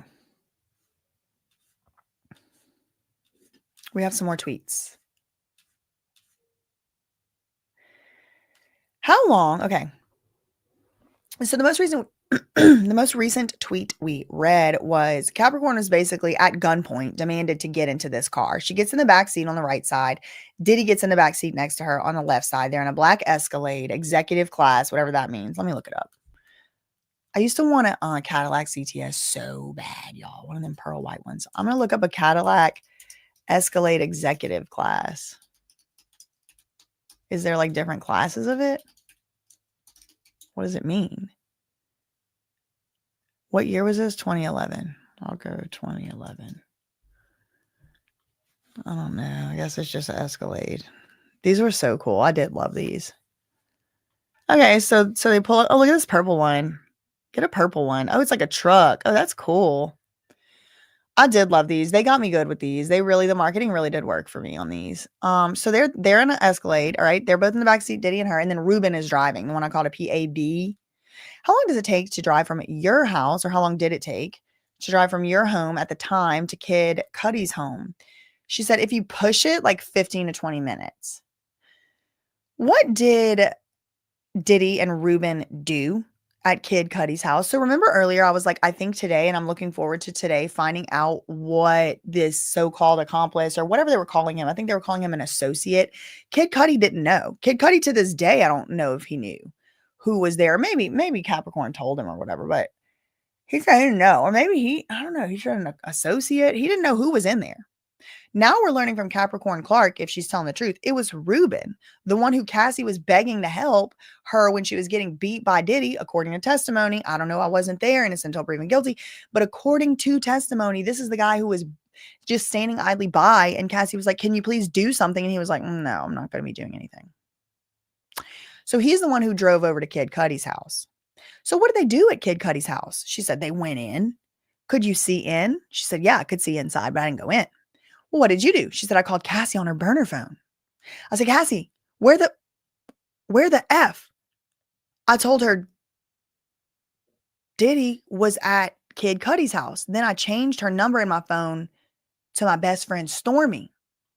Okay, so she changed Cassie's burner phone number to show that Cassie was the friend Stormy. So she she changed Cassie's name. Like she was like, if Diddy goes through my texts and sees I have been texting with Cassie about this, he is going to throw me in the East River. Okay. He is going to make sure I disappear, just like he threatened me in Central Park to do.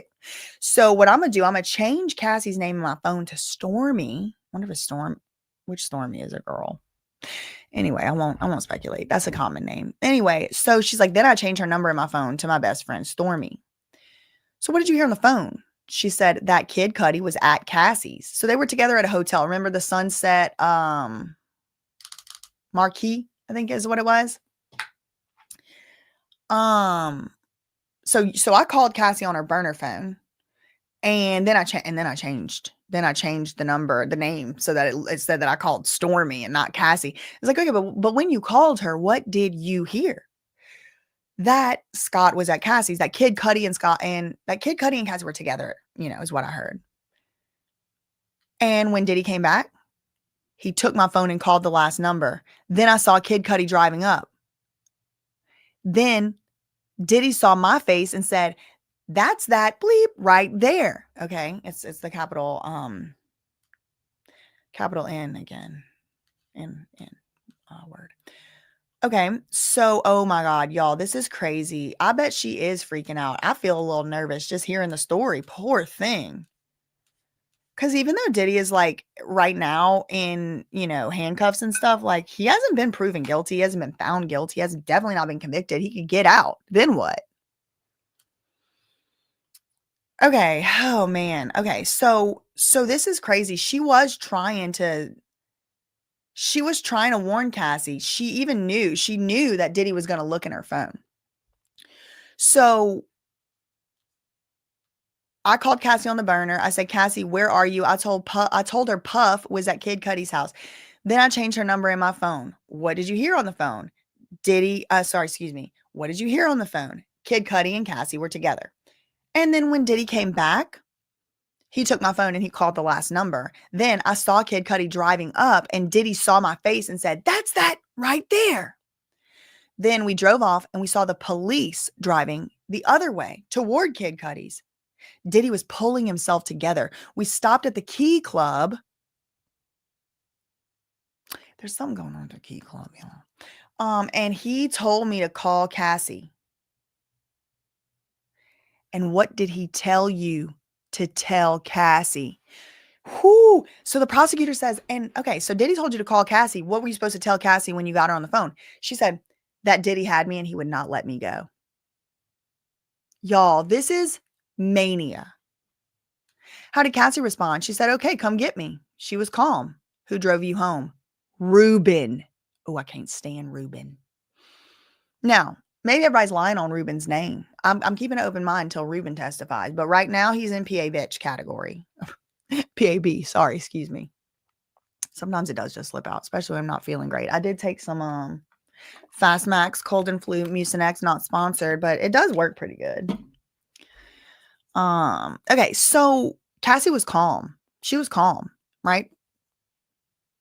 I called Cassie. Diddy told me, look, we drove off from Kid Cudi's. Okay, so all at once, he's like calling the last number in the phone.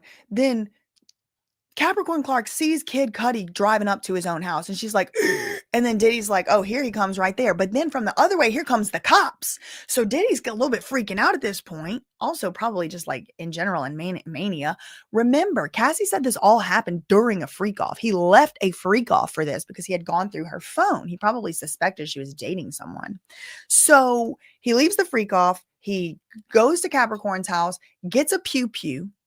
Which, if we end up finding out that Capricorn Clark's DNA is the one on the bottle from the Boom Boom earlier that we talked about, I won't be surprised because it looks like Diddy was making everybody do everything at gunpoint by the testimony. I wasn't there. But called Cassie, told her Puff was there. Okay, phone, called last number. Then I saw Kid Cudi driving up. Diddy saw my face and said, that's that guy right there.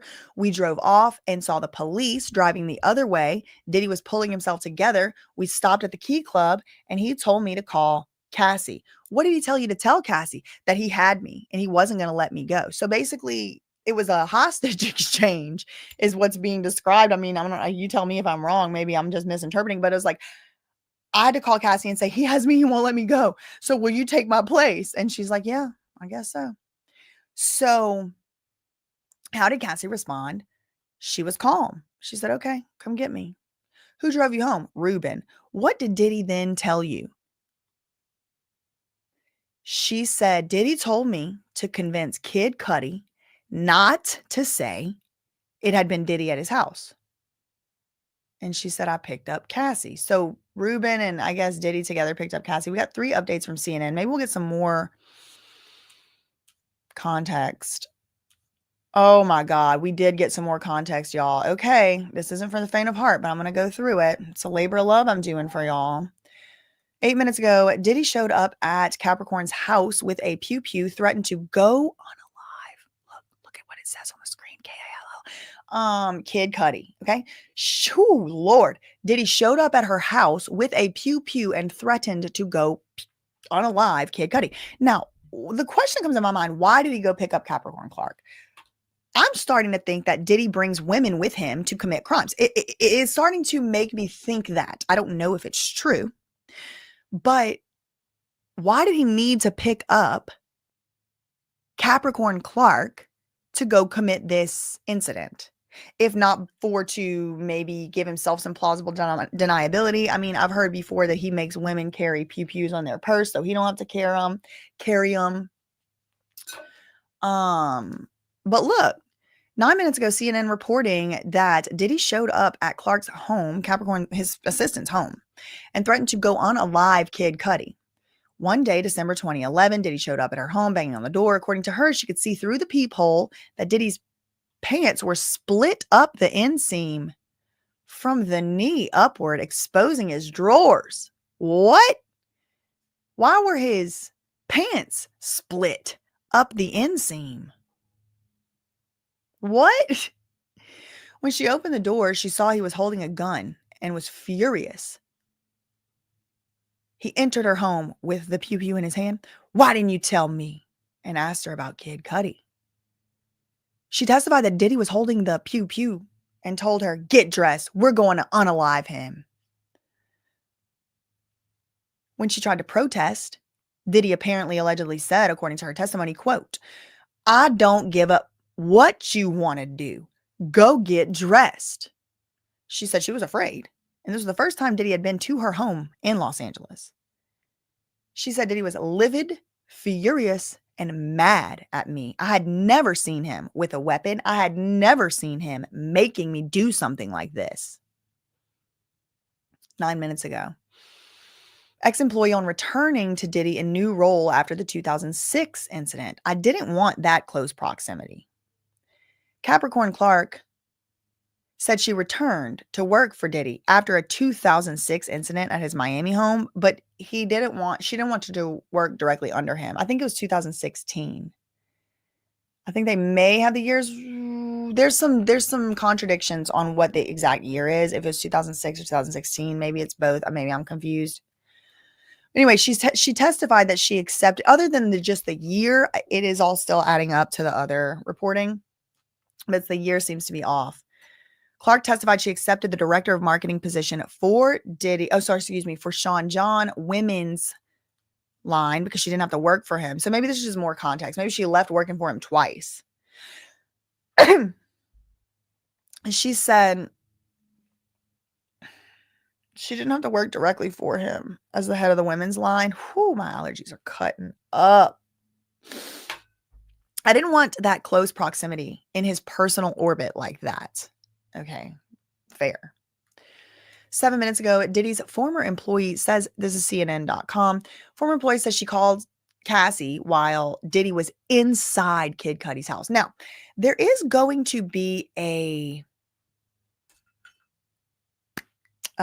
series of testimony coming from LAPD and an LA Fire Department investigator on exactly what they found in these investigations. Okay, so we will see if they found DNA, if they found fingerprints, if they found whatever. I don't know if we've seen that yet.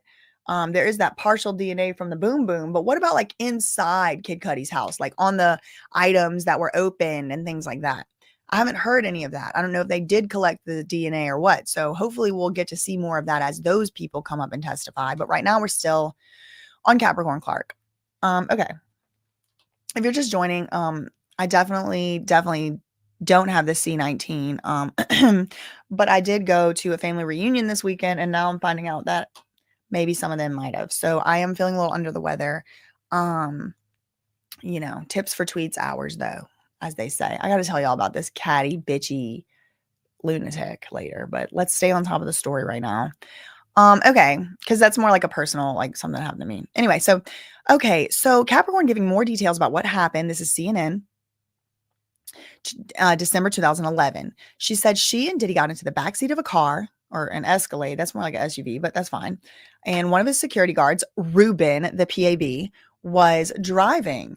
There was a pew pew in Diddy's lap. They drove to Kid Cudi's house where Diddy and the security guard, Ruben, entered the home. She said that she stayed in the car and called Cassie, Diddy's former girlfriend, who was now dating Kid Cudi. But remember, they were, oh my God, Diddy left Cassie at a freak off during all of this. She testified that she told Cassie Diddy had come to her house with a pew pew and then gone to Kid Cudi's to unalive him. She said she changed Cassie's contact name in the phone to the name Stormy, so Diddy wouldn't know she called Cassie. Clark said she could hear someone yelling, "He's in my house!" in the background when they were on the phone. And Cassie told her she was at that time with Kid Cudi. 2 more updates from CNN. Capricorn Clark warned Cassie. And remember, either Cassie or Kid Cudi, one of them testified that, or maybe both of them, testified that Capricorn Clark was crying on the phone, crying, because she's scared for her life, apparently. 5 minutes ago, CNN.com, Capricorn Clark warned Cassie that Kid Cudi was in danger. She said that Kid Cudi should not confront Diddy. Cassie, stop him. This is a quote. He's going to come get himself. I can't quote that part unalived. Cassie, stop him from coming to confront Diddy. Because these guys, they were ready to confront each other. But maybe they weren't. Because it does look like Diddy slipped away and slithered away like a little PAB himself when he saw Kid Cudi coming. But maybe not. Maybe they went after him and then they saw the cops. It's kind of unclear. Y'all have seen all the same public, evidence as me. You can make your own mind up. But anyway, so Capricorn Clark testified. She told Cassie, Cassie, stop him. He is going to get himself unalived. Cassie said, I can't stop him. Capricorn testified she understood Kid Cudi was on his way to the house. So she said today, she's like, so I took that to mean he's on his way to the house. When Diddy got back in the car, he asked who Capricorn had been talking to. And he called Cassie's burner phone, which was the last record in her call log. Diddy, furious, said, beep, what the is this number? Oh, y'all know Diddy was mad to find out that Cassie went got a phone behind his back. A short time later, Kid Cudi pulled up next to Diddy's Escalade. Oh, okay, we got more details. So Diddy did pull up next to Diddy's Escalade outside the home, but then he accelerated away. Diddy's vehicle followed suit. Capricorn says, quote, it felt like forever, but it couldn't have actually been longer than about a minute. 4 minutes ago, Diddy threatened to unalive Capricorn if Kid Cudi told police. Whoa. See, this is why I think that there could be female DNA on this bottle, this boom boom, that is totally explainable. Like Diddy told someone to put their hand on it or whatever. Because look, if this is true, which, I mean, frankly, I do believe it. This is not the first and only person who's been testifying that he threatens them. Look at this. Diddy, 4 minutes ago from CNN.com, I'm just reading it from CNN.com. I don't know. I wasn't there. I'm not in the courtroom. And I certainly wasn't there in 2011. I was reading you what I'm hearing here, what I'm reading here. Diddy threatened to unalive his assistant Capricorn, Clark, if Kid Cudi ended up telling the police about Diddy's break-in involvement. So this is like almost 15 years ago now. And Capricorn Clark is sitting on the stand right now in court, voice trembling. And she probably still believes that he could still hurt her, especially if he gets out. Threatened to unalive Capricorn Clark, his assistant, if Kid Cudi, not his assistant, the other man, told police about Diddy's break-in involvement. She's now testifying about what happened directly after Diddy and a security guard were at Kid Cudi's home. So now we've gone through the lead up, right? We've gone through the before, we've gone through the during while she's out there calling. Now we're at the after of the incident. Now, remember, this was about a month before the whole boom of the car incident. Okay. These are about a month apart. And then in the middle of that month, Kid Cudi gave so few F's about Diddy's threats that he actually went to Cassie's family's home for Thanksgiving or Christmas or whatever it was. Christmas.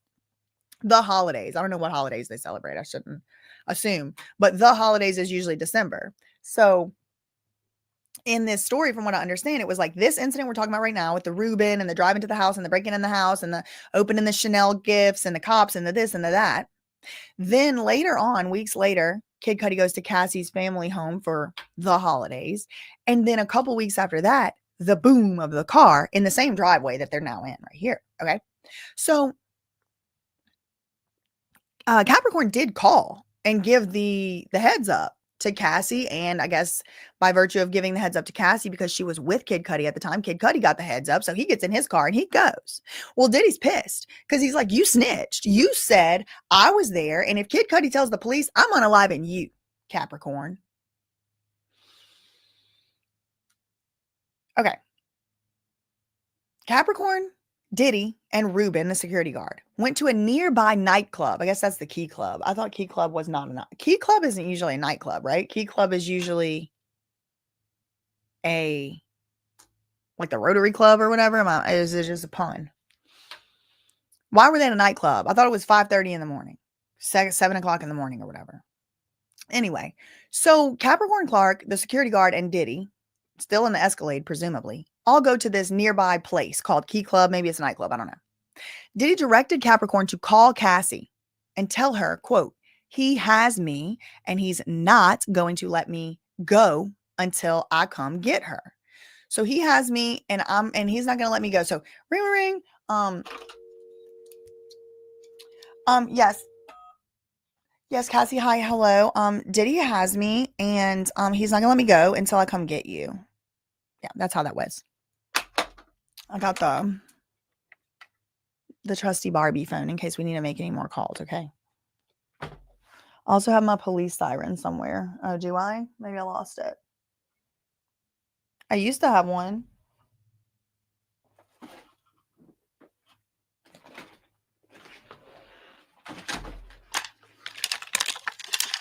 In case there's a fashion emergency or a real emergency, okay? That's a toy. Anyway. Okay, he has me. He's not going to let me go until I come get you. On the phone, Cassie responded that Clark should come get her. Cassie, falling on the sword, is like, okay, fine. Come get me then. But she sounded calm. Then Diddy said, Cassie and Capricorn better both get together and convince Kid Cudi not to tell the police that Diddy was inside his home. If you guys don't convince him of that, I will unalive you all. Oh, according to Capricorn Clark's testimony. Again, I don't know. I was not there. I'm sure Diddy would say she's a bold-faced, unmitigated liar. Okay, so just take it with, it's her testimony. Capricorn Clark is now testifying about times of violence that she witnessed by Diddy against Cassie. She says that she saw Diddy repeatedly kick Cassie. So she testified 2 minutes ago. We're still on CNN. Capricorn Clark said that after Diddy allegedly broke into Kid Cudi's home, she approached Cassie, who was still with Kid Cudi, and said, if you tell on him, he's going to hurt us all. According to Capricorn, Cassie responded by saying, do you really think he will? Capricorn Clark, the assistant, said Cassie then went on with her to Diddy's LA rental home. Diddy, in a robe and underwear, immediately began kicking Cassie. Capricorn Clark testified. She said the security guard, I'm assuming this is still Reuben, stood by as Diddy repeatedly kicked Cassie. Clark said Diddy threatened to hurt her too if she tried to stop him from hurting Cassie.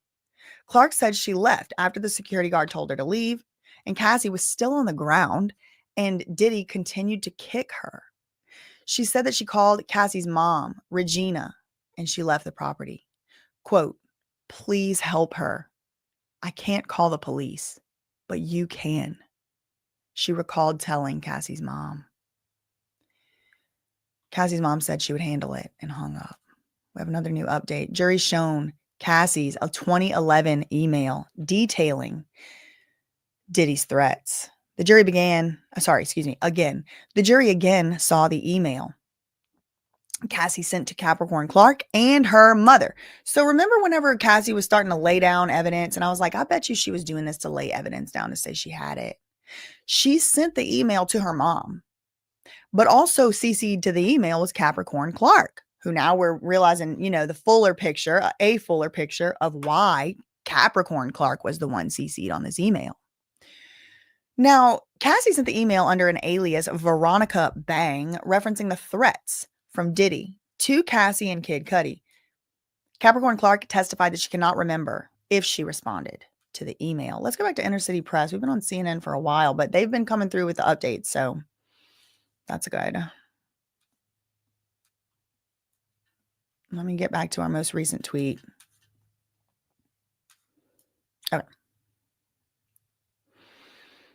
Okay, so the most recent tweet we read was about 20 minutes ago from Inner City Press. How did Cassie respond? Okay, so just going one tweet back for the context.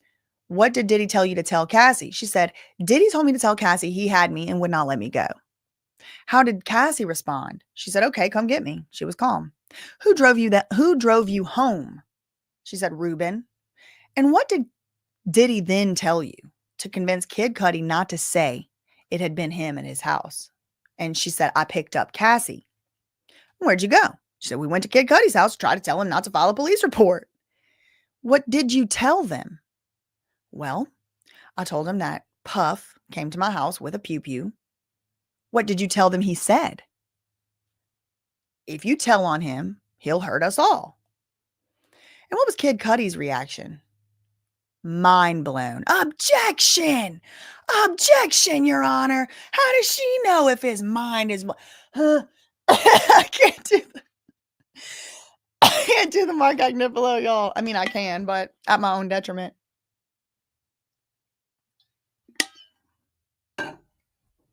Objection, Your Honor. The judge said, actually, true. What do you mean, mind blown? He didn't let him say it himself. Jury disregard the whole mind blown thing. Anyway, moving on. So what happened at his house? He was kicking Cassie again and again. Okay, so we just read this from CNN, the whole kicking thing, but now we're reading it again from Inner City Press. Maybe we'll get some more different context. How was Cassie? In the fetal position. Diddy kicked her all the way to the street. She was crying silently. I don't know what that means, kicked her all the way to the street. Like in the front yard, or where were they exactly? His house. Hold on. Puff was pulling up. We stopped at the Key Club. She said, come get me. She was calm. Who drove you home? Ruben. What did Mr. Combs then tell you, convince Cudi not to say it had been him? I picked up Cassie. Where'd you go? We went to Kid Cudi's house and tried to convince him not to file a police report. What'd you tell him? That Diddy came to my house with a pew-pew. What'd you tell me he said? If you're telling him, he'll hurt us all. What was Cudi's reaction? Da-da-da. So what happened at the house? So I don't know if they're back at Diddy's house. It says the house. He was kicking Cassie again and again. How was Cassie in the fetal position? Diddy kicked her all the way to the street. She was crying silently. Where was he kicking her? Her back, her backside, like her, butt. Voice cracks. So her voice is trembling. This is the second news source that we've heard, the second source from inside the courtroom that we've heard or that we've seen. I'm saying heard, but I mean like read, where Capricorn Clark is having a hard time getting the testimony out. They got her throat chakra. And that is what Demon Diddy does, because his demons attack the throat chakra and they attack the lungs. They make you cough, they make you choke, they make you have allergies. That's what his demons do. I rebuke. I do not consent. Anything that anybody sends to me goes back to them 3 to 10 times. It just sucks for them. That's what happens when you mess with God's favorite who doesn't consent. But anyway, so lots of sources are saying the voice is cracking. And it's probably very scary for her to be testifying. Where were you? So it was 5 foot away, 5 feet away. And so was Ruben. My country's coming out, y'all. I was in North Louisiana for like 3 days. So if I'm a little bit more countryer than usual today, my family, my cousins, they rub off on me. Okay.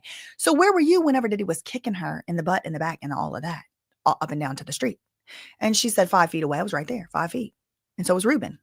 What did Diddy say to you? He said, if you jump in, I'm going to you up too. And I believe Diddy would, because we already had Carrie Morgan, Cassie's former best friend, say she ain't friends with Cassie no more because Diddy beat her up, and they had a whole $30,000 settlement. Now, if that's true or not, I don't know. I wasn't there, but I believe it. Now, what did PAB Rubin do? Nothing. Doesn't come as a surprise. Who did you call? D-Rock. I told him, tell your brother to stop Puff. Oh, is Rubin D-Rock's brother? Oh, that's interesting. Tell your brother to stop Puff. He's kicking it out of her. I called Polly too, the other security, Uncle Polly. Remember the one that threatened her in Central Park? Allegedly, according to her testimony. I said Uncle Polly would take care of it, but Rubin did nothing. What next? This is the second person who says that they saw Cassie getting beat up or kicked or whatever, and this Rubin did nothing. Freaking, what's his job then? Because at least there was one guard that did do something one time, according to Capricorn Clark, where he stopped, he intervened. When Diddy was trying to push and shove her, Capricorn, the security guard intervened and was like, just pack your stuff and leave. But he didn't intervene whenever Diddy was kicking Cassie, according to two people's testimony now. Okay, I called Polly, Uncle Polly, the one from the Central Park threat. I said he'd take care of it, but Rubin did nothing. Okay, so then what happened? She said, then Diddy told me to get out too, and I left. I walked away. I left on foot. I just walked away. Could you still see her getting kicked? She said, yup, until I went around the bend. Then who did you call? Cassie's mother, Regina Ventura. I told her he's kicking the out of your daughter. I can't call the police, but you can. Why didn't you call the police? She said, well, the mission of the day was to get Kid Cudi. So no calling police. Okay, 7 minutes ago, we had another tweet, new question. This email, I'm going to show you an email. Who is it from? It's from Cassie.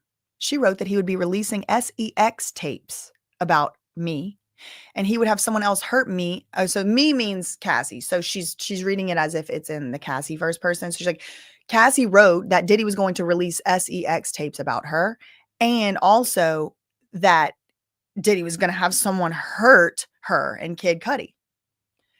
Do you recall, Miss Clark, whether or not you responded to this email? She said, no, I don't recall whether I responded. Now, did law enforcement call you? She said, yes, the arson investigators. Kid Cudi had given them my name. I hung up on them. I just wanted this to be over. And what did Diddy say to you? He said, I should unalive you and I should cut her face. Now, this is something that mafia, gangsters, and pimps, all three have in common and do. Cutting and disfiguring the faces of their property whenever, sometimes just for fun, but like the acid, the burning, cutting, like on purpose, intentionally scarring the face of their property. They consider it to be their property as a slave to them. Victim or survivor or whatever, these are words that should be thought about, but this is common. Now, did this really happen? I don't know. I wasn't there. But according to Capricorn Clark, what did Diddy say to you? He said, I should unalive both of you and I should cut Cassie's face. Probably so nobody else wants Cassie, but they probably still would because she's beautiful and smart and stuff. So, and funny and charismatic. Like if you just watch Cassie, like outside of the context of all this, like just interact with people, like she's ethereal. She's beautiful. She's almost like angelic. Like people would still like her if she had a cut face, and Diddy probably knew it. Probably make her look even more desirable to some people because it's like, she's a survivor and been through stuff or whatever. I think that's sick if they thought that, but I'm just saying, I don't think the cut in the face was going to do what Diddy thought it was going to do. However, it would be absolutely abusive. It would be assault. It would be, who knows? I mean, it would be absolutely criminal. And I don't know if he said it or not, but Capricorn Clark said he did. Now we're getting into Harv Pierre, y'all. How many times did Diddy threaten you? She said, I'd say like 50 times.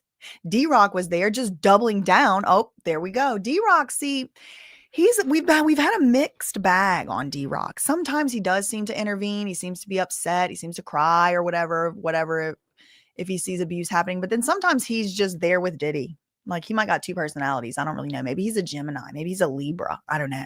Probably not a Libra. They're like more about justice. Maybe a Gemini.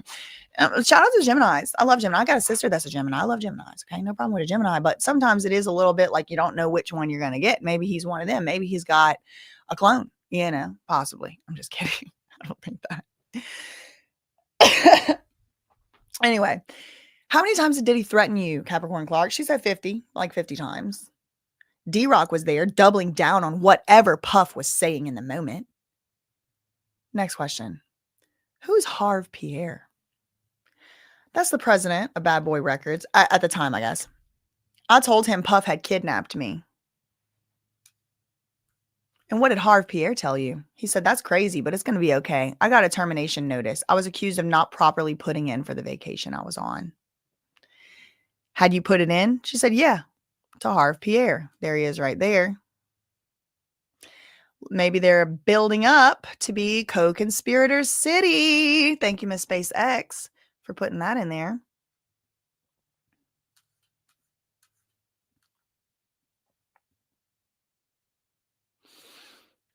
Oh, look at her. She's up there. That's one of the pictures that we saw. Okay, look, okay. So she reported it to the head of Bad Boy. She says, I was kidnapped. I was kidnapped by Diddy. The president, that's Harv Pierre, said, oh, that sucks, but it's going to be all right. And then she got fired. She said, I was accused of not properly putting in for the vacation I was on. Except she was like, I did put it in properly to Harv Pierre. So basically, they trying to make it look, I think, like Harv Pierre's covering up for Diddy's attempted murder. I mean, I don't know. Like serious crimes, breaking and entering. Oh, yeah, because the boom boom hadn't happened yet. Did you lose benefits? She said, all of them. Health benefits, a 401k. I lost my house. I lost my car. What did Diddy say? She said that I would never work again and that he would make me unalive myself. This is what they do. I have seen enough civil cases to know, and I have personally been a victim of this, but although I don't think from Diddy, sometimes whenever a mafia, whenever a group, a gang can't actually unalive you, they will either actually unalive you and make it look like you unalive your own self, or they will actually push you all the way to unaliving your own self. So I would like to take this opportunity to say I am not icidal, if you know what I mean. I don't want to take my own life. I don't want to, because I think if I do, I'm going to have to come back here and do this whole thing all over again. That's just my belief. So I'm trying to do it this time, like the full thing. If you ever hear a report, ever, I don't care if it's in 25 years, that said that I unalived myself, it's not true. Okay. It's a lie. It's not true. And someone needs to investigate. I will not do that, even if it's in 50 years from now, because I genuinely, truly believe I will have to come back here and do it again. I believe that. And because I believe that, I will not be taking my own life. There's many reasons more, but that is fundamental. Okay. So if you ever hear a report that I unalived myself, it's false. All right. But sometimes they will try to push you to do it. They'll try to bankrupt you. They'll try to ruin your reputation. They'll use the media full force like they're doing with Justin Bieber. I don't know who the they is. It's just the powers that be. It's abusive types, right? So what did Diddy say to you when you lost your job? That I'm never going to work again anywhere. Not just for him. I'm never going to work again. And he would make me unalive myself. And did you get another job offer? She said, yeah, but it fell through. I truly could not get a job. Did you settle with Diddy? She said, yeah. In October 2012 and then so Agnifla was like, I don't want her to say how much she settled for. Maybe that wasn't supposed to come in. Then they go up to the sidebar. During the sidebar, here is a court art of Capricorn Clark, courtesy to Inner City Press. Okay, so someone drew this for Inner City Press. That's so sweet. Elizabeth Williams. Here's a photo.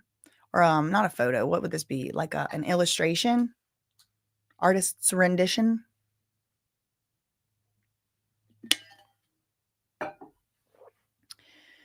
Aside from that settlement agreement, which now, I mean, I'm assuming it's confidential. Plus, there's Rule 408, which says that settlement negotiations, if someone is a victim, cannot be brought up in court, stuff like that. Do you have any other pending litigation against Diddy? No. Did you ever go back to work for him? She said, yeah, 2016. No one else would hire me. I couldn't get a job, just like he promised. Cassie had a new record deal with Epic. Oh, this is interesting. Cassie had a new record deal with Epic in 2016. That's the year of the Intercontinental incident. Who did you have to get approvals from? Capricorn said, Diddy. Cassie was taking more substances at this time. Was she still dating Diddy? Capricorn said, yep. Next question. In December 2023 is when Cassie had just settled with Diddy. I think she sued him in November. So in December 2023, why did you retain an attorney? She said, I was traumatized by Cassie's civil complaint. Well, I mean, if you're traumatized, you might want to go to a doctor, a shaman, a preacher, maybe in that order. I don't know. She said her complaint did not reference me, but I reached out to Diddy and I said, I want my life back. You kidnapped me. Objection, Your Honor, Agnifilo says. The judge says, okay, shh, sit down. Sit down. Because previously, the judge has been siding with Agnifilo on some of these objections, but now the judge is like, no, keep going. She can say what she said, right? The hearsay thing is like, you can say what you said in the past and you can say what someone told you in the past. But once you're like, oh, I heard so-and-so tell so-and-so told, it's kind of starts to be like hearsay. Also, it is still hearsay if you tell what somebody told you, if there's a better way to get it in. I mean, I'm kind of like bastardizing. I'm kind of like, what's the word I'm looking for? Butcher. I don't know, I couldn't think of that word. I'm a little bit under the weather today. Sorry, y'all. I'm butchering it a little bit, but this is kind of the rules, right? So it's unclear. We could really spend all day in the meticulous, trying to figure out weeds of these objections. But in any event, she's saying in December 2023, I got a lawyer. I was traumatized by Cassie's civil complaint. He had ruined my life. I said, I want my life back. I said, you kidnapped me. Was there a discussion of you working for Diddy again? She said, yes, as chief of staff. So she was still 2023 ready to go back and work for Diddy. But again, she's saying her excuse or her reason, her justification, her proffered justification is she could not work anywhere else. Her life was ruined. Her life was over. So she's like, look, if I come back and work for you, maybe I have this leverage now with the Cassie thing. And maybe I can come back and be chief of staff. Now, who was chief of staff at that time? It was Christina Karam. So she wanted Christina Karam's job. How many chiefs can you have of your staff? But interesting, because they're going to say, I'm predicting Diddy's lawyers are going to say, oh, she was so scared of him that she was as recently as 2023 trying to come work for him. Okay, yeah. Yeah, sure. I believe that. They're going to say something like that, I think. When did you last speak with Cassie? She said 2018. So that's the year Kim Porter died. That's the year Cassie broke up with Diddy. That's the year Britney Spears said she wasn't doing any more of these residencies. She was supposed to be done. 2018 is the year that Cassie started dating the trainer. I think she might even got pregnant that year with the trainer, who's now her husband. Okay, when did you last speak with Miss Cudi? 2012. No further questions. Break. Mark Agnifilo's like, can I start? The judge said, we're taking a break. No, you can't start. We're going to break. Okay, so we do have 10 updates from CNN. It looks like they're more on top of things today. They are really giving the updates. So probably by the time we get done with these updates, they'll be back from their break. They're just taking the mid-morning break, the bathroom break. Like, it's probably going to only be 5 or 10 minutes. So it's not the lunch break. The lunch break will probably be in about an hour. So the direct examination of Capricorn Clark has concluded. They're taking a small break. And then Diddy's lawyers, they're chomping at the bit. Look, can I start? We're taking a break, Mark Agnifilo. You went to all that fancy law school. You own a law firm. You don't know what a break is. Okay. If y'all can go support, share all of Inner City Press's tweets. He is the journalist of the Sean P. Diddy Puff Daddy Combs trial. If Pulitzer Prizes were real, he should win one. Okay. I think they're rigged, just like the Grammys. That's my opinion. Prove me wrong though. And if you want to prove me wrong, give the Pulitzer Prize to Inner City Press, because this is groundbreaking. He is the journalist of the trial. Okay, so now they're taking a break. Okay, we do have 10 updates from CNN, so let's just take those in turn.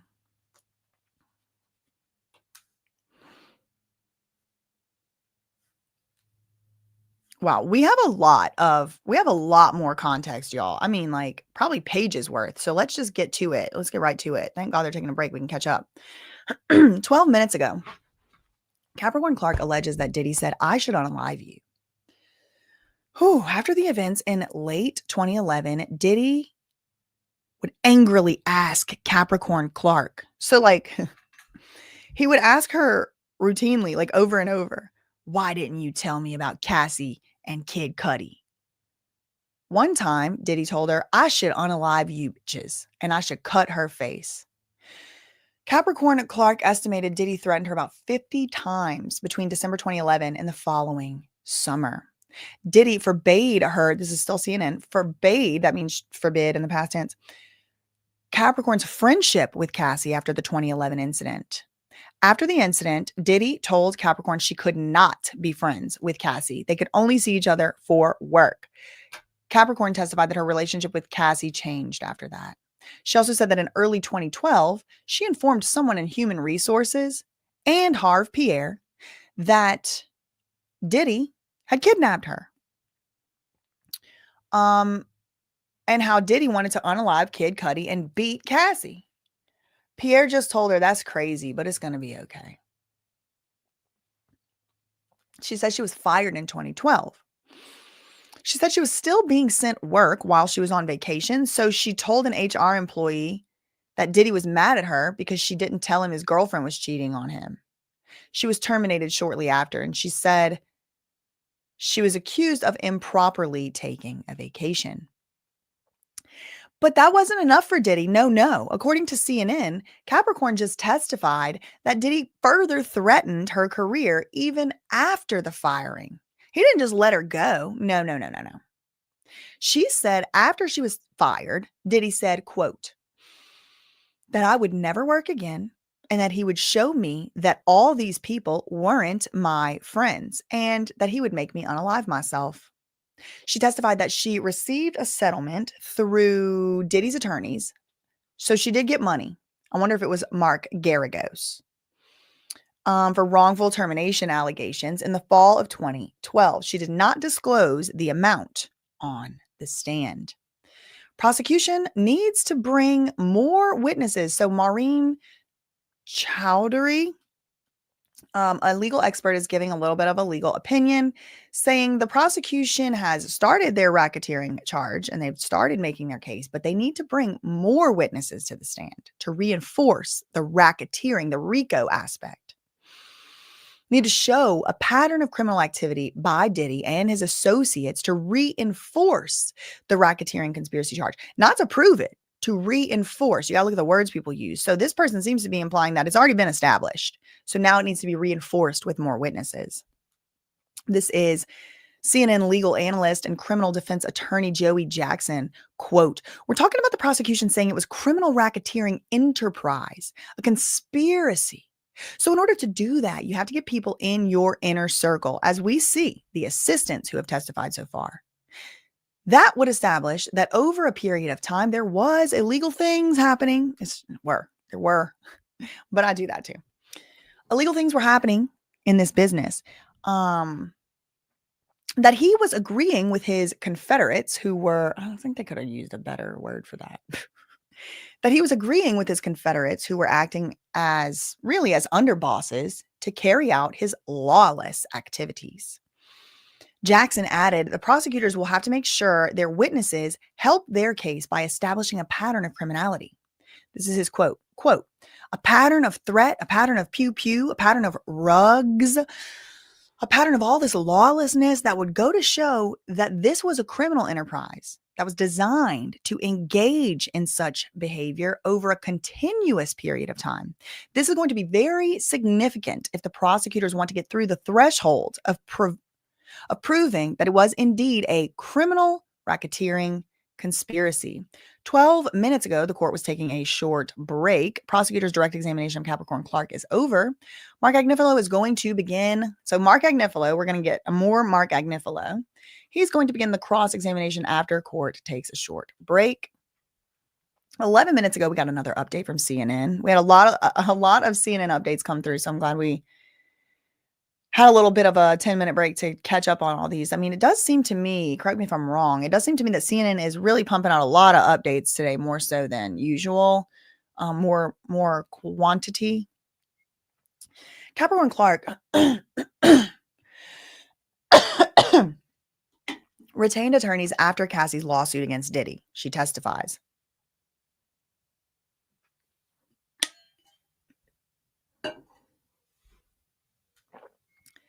Testified she retained attorneys in 2023 after Cassie filed her lawsuit against Diddy. The lawsuit traumatized her, the former assistant said. So Cassie, the girlfriend, the ex-girlfriend, files the lawsuit and the assistant's now traumatized. She met with attorneys for Diddy in April 2024. Wait a second. March 2024 is when Diddy's homes were raided. He wasn't arrested yet. The next month, Capricorn Clark talked to Diddy's lawyers about, so once the human trafficking case was already being, wow. I wonder if this is counting as witness tampering, one of the evidence of witness tampering that the government was trying to show earlier on with the bail stuff. After Diddy's homes were raided, a month later, could have been a few days later, I don't know, Capricorn Clark met with Diddy's attorneys, and they spoke about the possibility of her working for Diddy again. She said she wanted her life back. She never heard from the lawyers after that. She testified she hasn't spoken to Cassie since 2018. She returned to work for Diddy in 2016 after not finding other employment, she says. She was fired in 2012.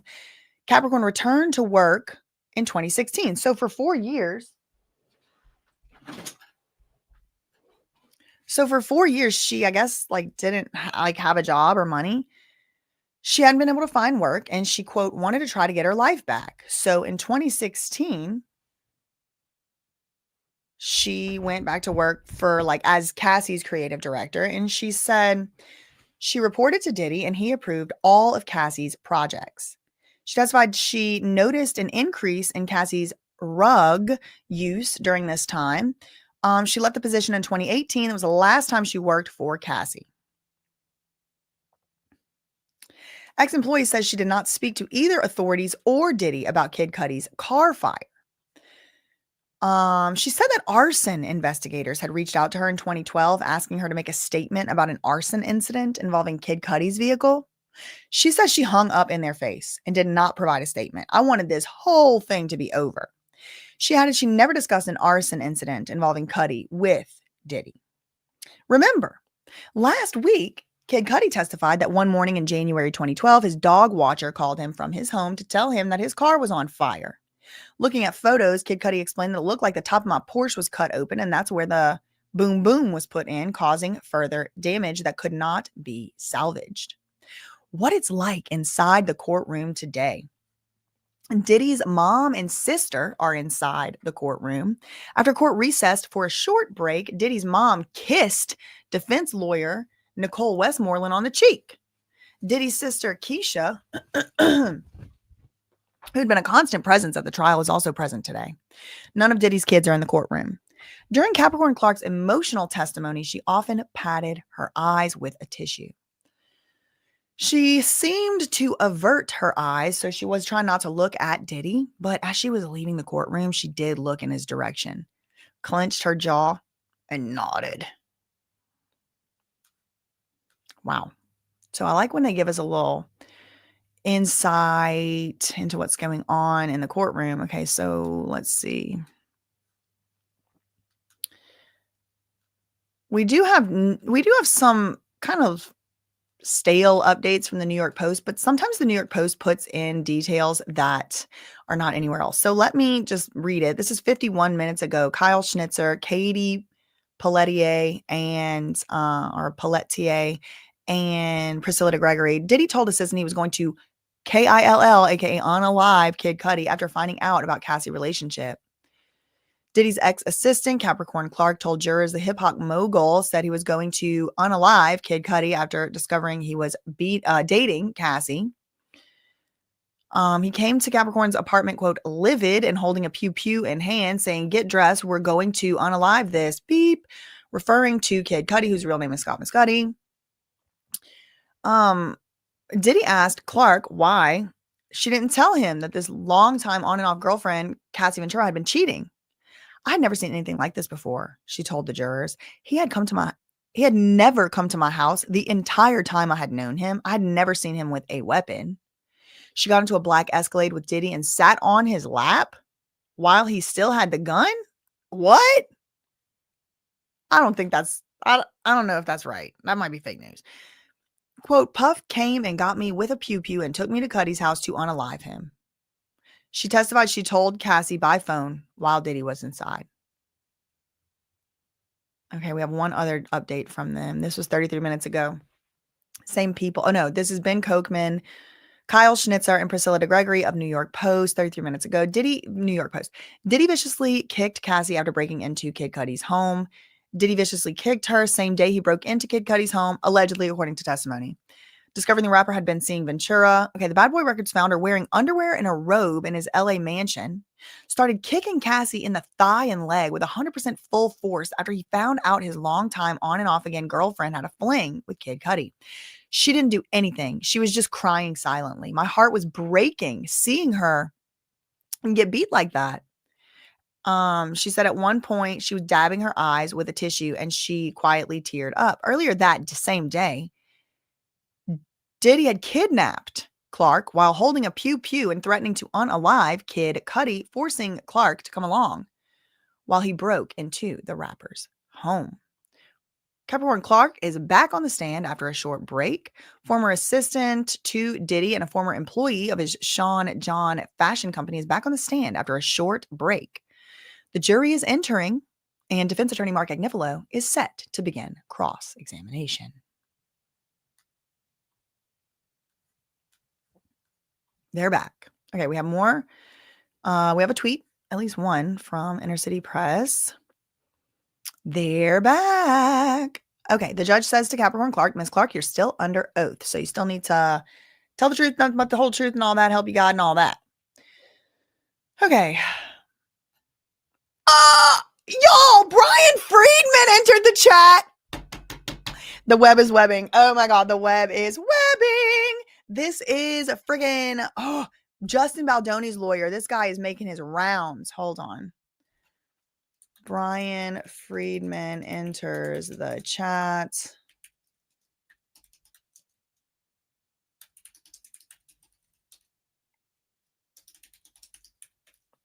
Baldoni lawyer was retained by former Diddy assistant in April 2024, a month after the mansion raids. Wow. I'm retweeting the stuff that I think is like really important or that like really stands out to me. This is one of those things. You had a lawyer. Okay, this is Mark Agnifilo, right? The Mark Agnifilo is looking at the lawyers. We met, didn't we? Right, this is Mark Agnifilo talking to Capricorn Clark. We met, didn't we meet in April 2024? You had a lawyer, Brian Friedman? Yeah. You wanted to come back and work with Diddy, right? She said, we discussed it. Yeah.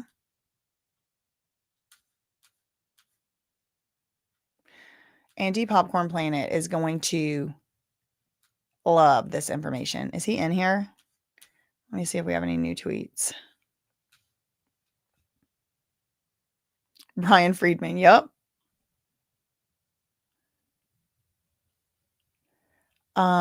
Okay, let me go to the Washington Post. We haven't been there in a while.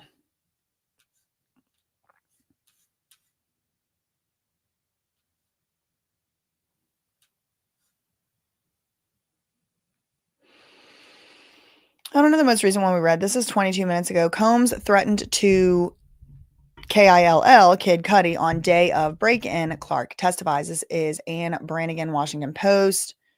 Brief car chase. So there's a car chase. Yes, details Queens. There was a car chase, apparently. Took place the morning of Diddy allegedly breaking into Kid Cudi's home. Capricorn Clark says she was swept into a Cadillac Escalade after Diddy banged on her door early in the morning, December 2011. She, Diddy, and Ruben, a security staffer, went in the SUV to Kid Cudi's Hollywood Hills home. Capricorn Clark said she called Cassie on the burner phone after seeing Diddy and the security staffer go inside the house. Cassie, what the beep? She recalled saying in her testimony, describing that Diddy had come to her house with a pew-pew and Diddy had taken Capricorn Clark to Kid Cudi's house to unalive him. Kid Cudi overheard the conversation and sped from his location at the Sunset Marquis Hotel to his home. Capricorn said she remembered seeing Kid Cudi pull up to the Escalade before speeding up the hill away from the home. Diddy and the security staffer, Ruben, were outside by this point, and the Escalade gave chase, but Kid Cudi lost them. So he got away. They chased Kid Cudi down, but he got away in his car. Probably because he had that Porsche. Their SUV turned around, and sirens heading to Kid Cudi's house could be heard blaring past. The sirens appeared to calm Diddy down. Oh, that must be his safe word. When he hears sirens, he snaps out of his demon time. Quote, so we get a little more context into the whole, like, he started to pull himself together thing. So this is the quote. Quote, he just started to, maybe for the first time that morning, pull himself together. Maybe he was on, rug substances and he heard those sirens and it snapped him out of it. Clark said she told Cassie's mom to call the police after learning that Cassie had a relationship with another famous hip hop star. Diddy, this is Shayna Jacobs, Washington Post. Diddy brutally kicked her as she lay on the floor of his LA home in 2011. The witness told the jury in a breaking voice that Diddy was enraged after he learned in December 2011 about Cassie's romance with Kid Cudi, whose real name is Scott Miss Cudi. Cassie was on the ground in the fetal position. She wasn't doing anything. She was crying silently. Clark described being too scared to call the police on Diddy, who she said had a pew-pew and wanted to unalive Miss Cudi. She said she did call Cassie's mom. He's beating the beep out of your daughter. She told Regina, I can't call the police, but you can. Please help her. Let's go back to Inner City Press.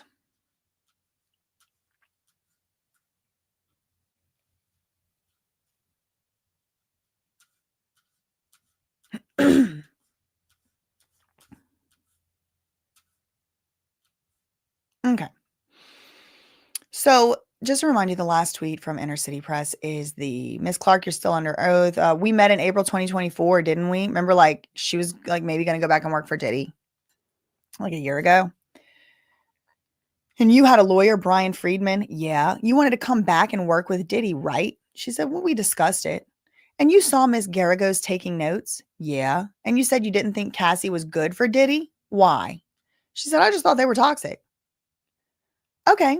Tell me about when you were in New York. She said, I was in the Bronx. I hated it. It was 2002. I met Jeanette, whoever that is, then Diddy. In 2001 was the World Trade Center thing.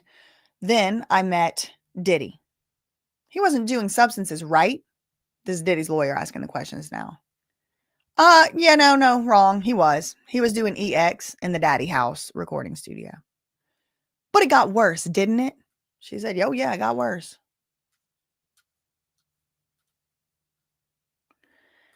You saw Miss Garagos taking notes. They're going to use some notes. I think they're going to try and put some notes in evidence.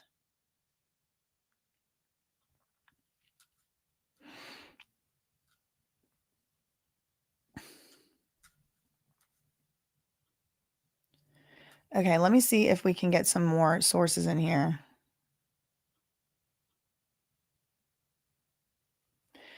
Okay, I just decided I have a new pet peeve today. If anybody says Google is your friend, you're getting banned. I don't know why. I just have that new pet peeve today. Okay, so you've been warned. Thank you, Michael Desira, for the $5 Australian. Thank you, Verity, for the $5 super sticker. Thank you, Chrissy, for the $4.99. Thank you for keeping us updated. We appreciate everything you do. Protect BJ at all costs. Thank you, thank you, thank you. Thank you, Lar, for the $6 super chat. Thank you for pushing through. You are the best. I'm pushing, y'all.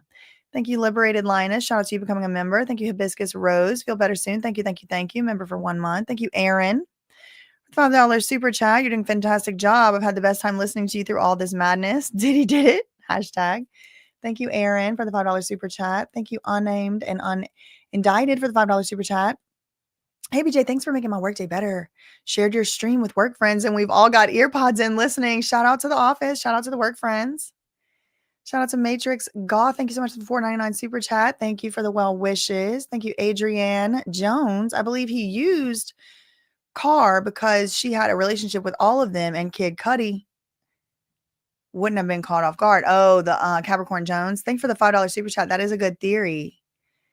Thanks so much, Dancing 22s for the $9.99. Feel better soon. Detailed Virgo coverage for the win. Yes, exactly. Thank you for the $9.99 super chat. Thank you, Elena. Oh, Elaine Dirks for the $4.99 super chat. Uncle Polly also died mysteriously this year after threatening to reveal information about Diddy and Jay-Z. Oh, okay. Good. Interesting. Great. Love that when that happens. I mean, obviously, I'm being sarcastic. Don't love that. That's terrible.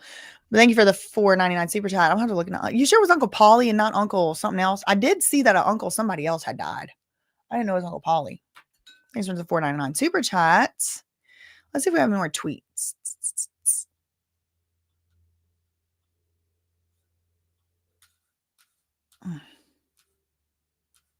Yes. Oh, no. Now they're coming after Friedman. See, what I don't like, though, is how they are talking about settlement agreements in a way, but they didn't let her talk about hers in a way. You authorized Mr. Friedman, Brian Friedman, this is Capricorn Clark's lawyer, to seek a job for you? She said, yeah, it was all very procedural, lawyer to lawyer. But you were told you couldn't be given a job in the middle of the investigation. She said, I don't remember that. 2 new updates from CNN. Defense confirms meeting with Clark about possible return to Diddy's team. Right. And I do think I remember vaguely them saying, like, this person met with them as recently as blah, blah, blah to try and get a job. He began by confirming with Capricorn that they had met before. Agnifilo, Teeny Garagos, and another attorney for Diddy named Jonathan Davis met with Clark, who brought an attorney of her own and a friend on April 10th, 2024. Mark Agnifilo asked Capricorn Clark to confirm that she told the lawyers at the meeting that Diddy wouldn't be in this mess if he had kept her around. So she said, apparently at the meeting, she was like, well, Diddy wouldn't even be in any of this mess if he kept me around as his chief of staff. She acknowledged she probably said something like that as they discussed the possibility of her returning to work for him as his chief of staff.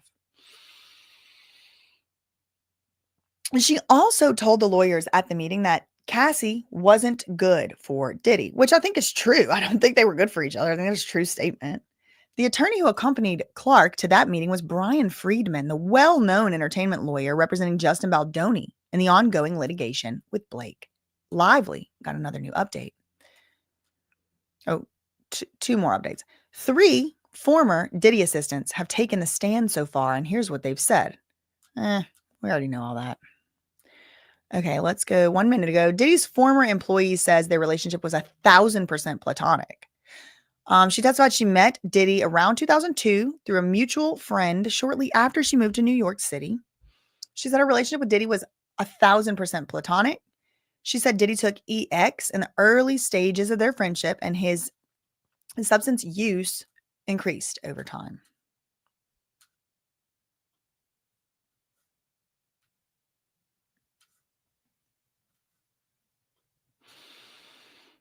Oh, no. Oh, no. Ah! Okay. Agnifilo, Diddy's lawyer, hands Capricorn some piece of evidence and says, read this and let me know when you're done. Do you remember saying you had the biggest crush on him? Objection, Your Honor. Rule 403. The judge is like, yeah, true. What are you doing, Mark? He says, oh, it speaks to her state of mind. And then the U.S. attorney is like, no, it doesn't speak to her state of mind. Agnifilo is using it to offer the truth Agnifilo is offering it to support the truth or falsity of a matter asserted, which is classically just not allowed. Agnifilo, Diddy's lawyer, is like, wait. We had a stipulation on this. We were supposed to be able to talk about this. And then, of course, as usual, they go up and do a stupid sidebar. But the sidebar is over whether or not Capricorn Clark had the biggest crush on Diddy or not.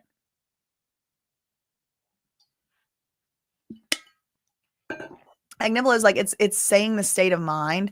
Maybe Teeny Garagos had written down, quote, I had the biggest crush on him. We're going to have to see. They're at the sidebar right now. I'm looking up some more sources.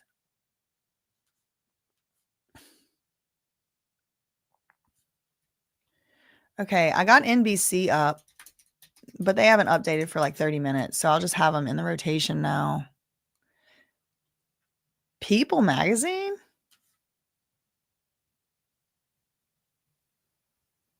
Okay, well, they're not really updating that much, but I'll keep them in the rotation. Who was the other one that was like, oh, Fox News? Oh, I guess they're not keeping it that up to date. The most recent update was 3 hours ago. Oh, no, it wasn't. Okay. Let's take a look through there. Thanks so much to Dursty for the 1999 super chat. Thank you for doing this, even though you don't feel good. Love it when you say up. Summer is getting off to a spicy start. Thank you for the 1999 super chat. Shout out to you. Okay, so here we're on. Let's go to NBC. We'll start with the 33 minutes ago. It's the second most recent. Interesting. Combs fired Capricorn Clark over Kid Cudi. Said he would make her unalive herself. Wow. This is Adam Rice, Ying Feng, and David K. Lee of NBC News.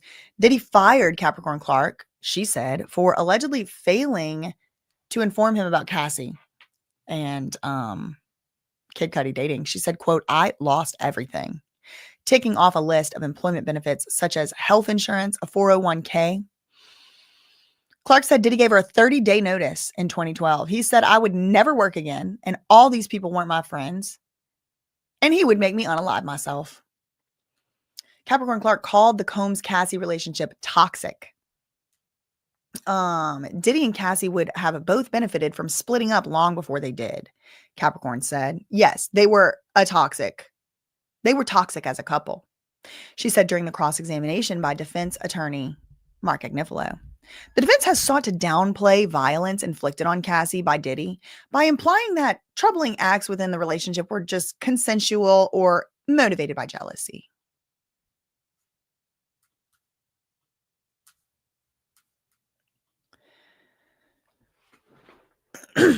Now, the last time we looked at this, Inner City Press, they had just taken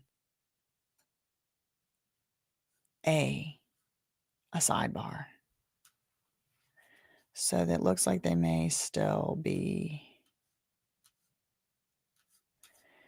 in said sidebar. Okay, let's go to the other updates here.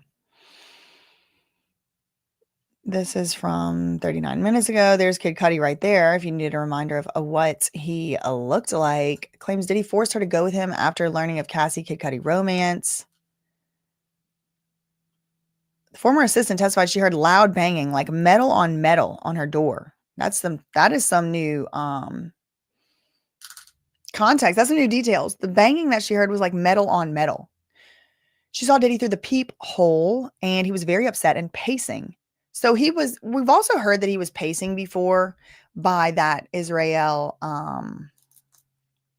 Flores, the security guy who was at the hotel, and he was like, he looked at the security cameras. He couldn't rewind them to see the beating, but he saw Diddy pacing. So now we have Capricorn saying earlier today, quote, he was furious. That was evident. She said it looked like he had something in his hand. She opened the door because Diddy was upset, and part of her job was to make sure the brand and likeness was okay. Name and likeness? I don't know. She described Diddy as wearing gray slacks, split open at the front crotch. Okay, we got new details, y'all. Cassie said they were in the middle of a FO. Please tell me they don't have a video of this. Gray slacks FO. Oh my God. Gray slacks split open at the crotch. He didn't even have time to put pants on. He went straight out the door. Crotch wide open. holding a pew saying, "Why didn't you tell me? Who's Scott?" Diddy allegedly said, "Get dressed. We're going to unalive this person." She said she told Diddy she did not want to go, but Diddy demanded that she get dressed. And she testified he was livid, furious, maddening. I had never seen anything like this before. I had never seen him with a weapon. I'd never seen him making me do something. The way he was acting, I just felt like anything could happen. She said she got dressed and went. Diddy's employee cries on the stand, ex-employee, recalling rapper allegedly kicking Cassie full force. Just looking at taking an inventory of the background here. The jury was shown a photo of Diddy's rental home in LA where the rapper was living in 2011. Capricorn claimed that she and Cassie went to Diddy's house. By that time, he was wearing underwear and a robe and immediately began kicking Cassie 100% full force. He kept kicking her, never using his hands. Each kick, she would crouch into more and more of a fetal position, and she was crying silently. If I jump in, so he said to Capricorn, "If you jump in, I'm going to fuck you up too." Getting emotional, she said she had never seen anything like that. According to Capricorn, Diddy's security guard did absolutely nothing to intervene. That was Ruben. Capricorn then called D-Rock, another security, to have someone intervene. She said she told D-Rock that Diddy was kicking the beep out of Cassie. She testified that she also called this guy Uncle Paulie, who then said he would handle it. Capricorn said Diddy told her to get out of this house. She left on foot. She was crying on the stand as she said this. As she was walking away from the house, Capricorn testified Diddy was still kicking her, Cassie, still kicking Cassie. Going back to Inner City Press. Let's go to Washington Post.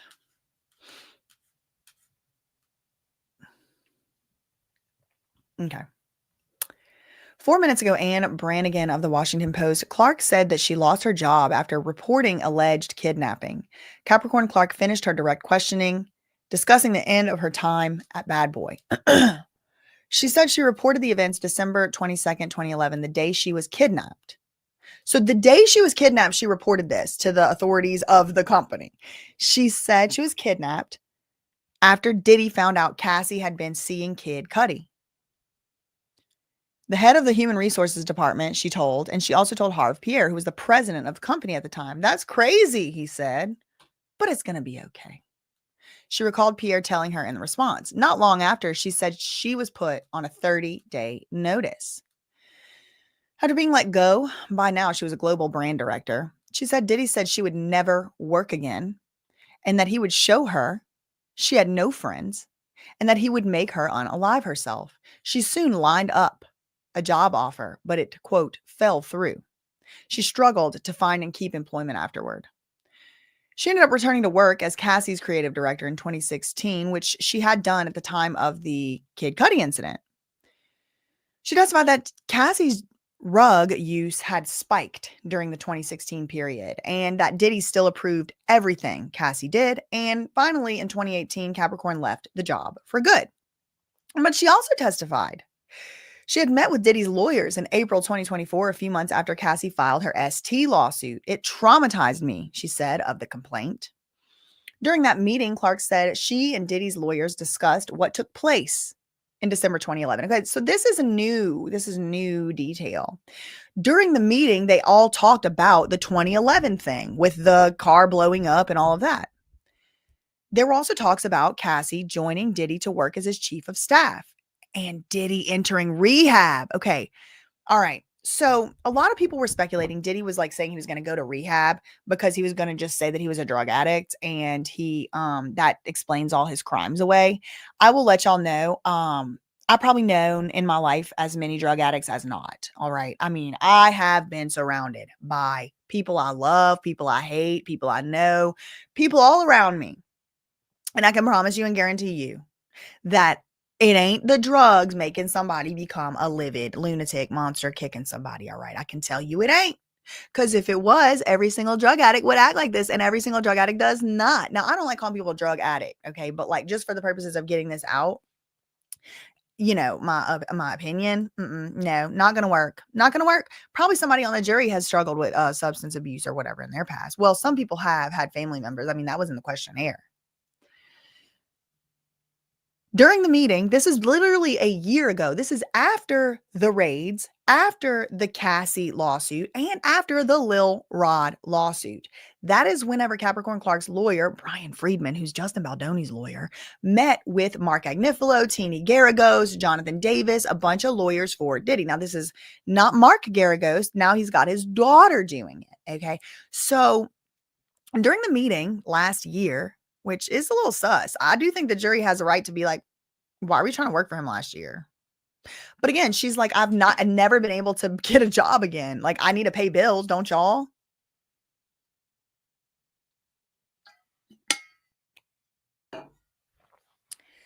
During that meeting, the lawyers discussed what took place in December 2011, the going to the house, not the car boom boom. I might have said car boom boom earlier. That's not what it was. They discussed December 2011, which was when they drove to the house and Capricorn says she got kidnapped. There were talks about Clark joining Diddy to work as his chief of staff and talks of Diddy entering rehab. They talked about Diddy going to rehab at this meeting. Clark never heard from his attorneys again. So Capricorn Clark never heard from these people again after that meeting. So it was an intel gathering mission. And this is obvious intelligence operation within the Diddy camp. I'm not saying it's like the CIA or something. I'm just saying the lawyers can do it. I mean, half of them probably were feds in their past somehow, some way. So really, they just want to get the information the girl had. They wanted to see what her argument was going to be. That's my opinion. I don't know. I wasn't there. I can't get inside their minds, but that's my opinion. And then they were like, oh, and Diddy's going to be, maybe going to rehab too. No, Diddy's going to be going to jail where he has remained since September. Remember when he said, that was some of the darkest times of my life. I've sought help, therapy, professional. Y'all remember that? He's already been trying to say, oh, I was just simply just on drugs. It was simply just the drugs. Simply the drugs that made me do the RICO. Okay, it was simply just that made me be a domestic abuser or whatever he's admitting to or not or whatever, innocent until proven guilty. 1 minute ago, we get another update from CNN. Oh, scheisse. Oh, my Lord. A minute ago, Clark texted, y'all, they type it so fast they can't even spell, Combs in 2021, admitting past crush, doesn't recall details or his response. She texted him in June 2021. Did you ever know that I had the biggest crush on you before I started work for you? We hung out all the time. I played it super cool, she said. I don't think you knew. I just knew for sure that you liked to have me around. She testified she doesn't remember saying this to Diddy, but she did recall reaching out to him in 2021. It's unclear how Diddy responded to these texts. Let's go back to Inner City Press. It seems like they're back from the sidebar.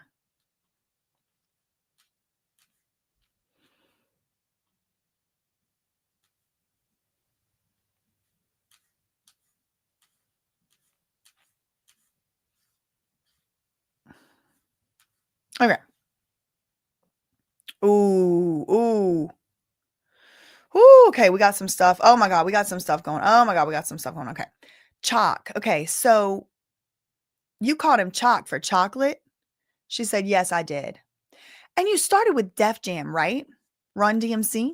She said, no, I don't go back that far. I'm more like Foxy Brown, Redline, Jay-Z. Wait, did Jay-Z date Capricorn Clark? How did you come to work for Diddy? Agnifilo said. She said, I put my resume on Monster after 9/11. He said, you'd work for me? I was like, maybe. He was acting on Broadway in Raisin in the Sun. I was impressed. He had a major part? She said he was a star. Who was Raisin in the Sun? Diddy? Early 2000s we're talking. She said, then I shadowed him on the Vote or Die propaganda campaign, y'all. Oh my God. This is so deep. Okay, so then she shadowed him on the Vote or Die campaign. My job was to get the t-shirts on the celebrities and into the photo shoots. I would call them and say Puff wanted them to come. And they came? Agnifilo said. She said, yeah, they did. They came.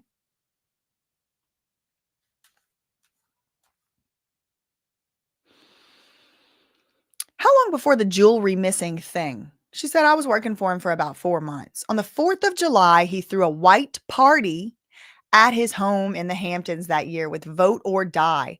When did the jewels go missing? She said after July 4th. Okay, let me go look up Vote or Die white party Diddy. It must have been 2000. When did she start working for him? 2? Oh my God.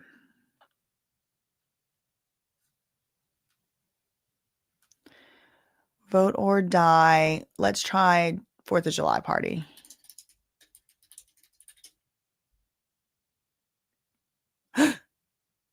Oh my God. Okay. So I have a TMZ. Oh, no. A New York Post article. I don't know if this is the same year, but it is from 2004. I think that was the first year she said she worked for him, wasn't it?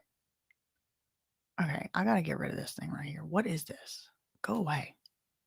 Dismiss. Okay. Let me just go.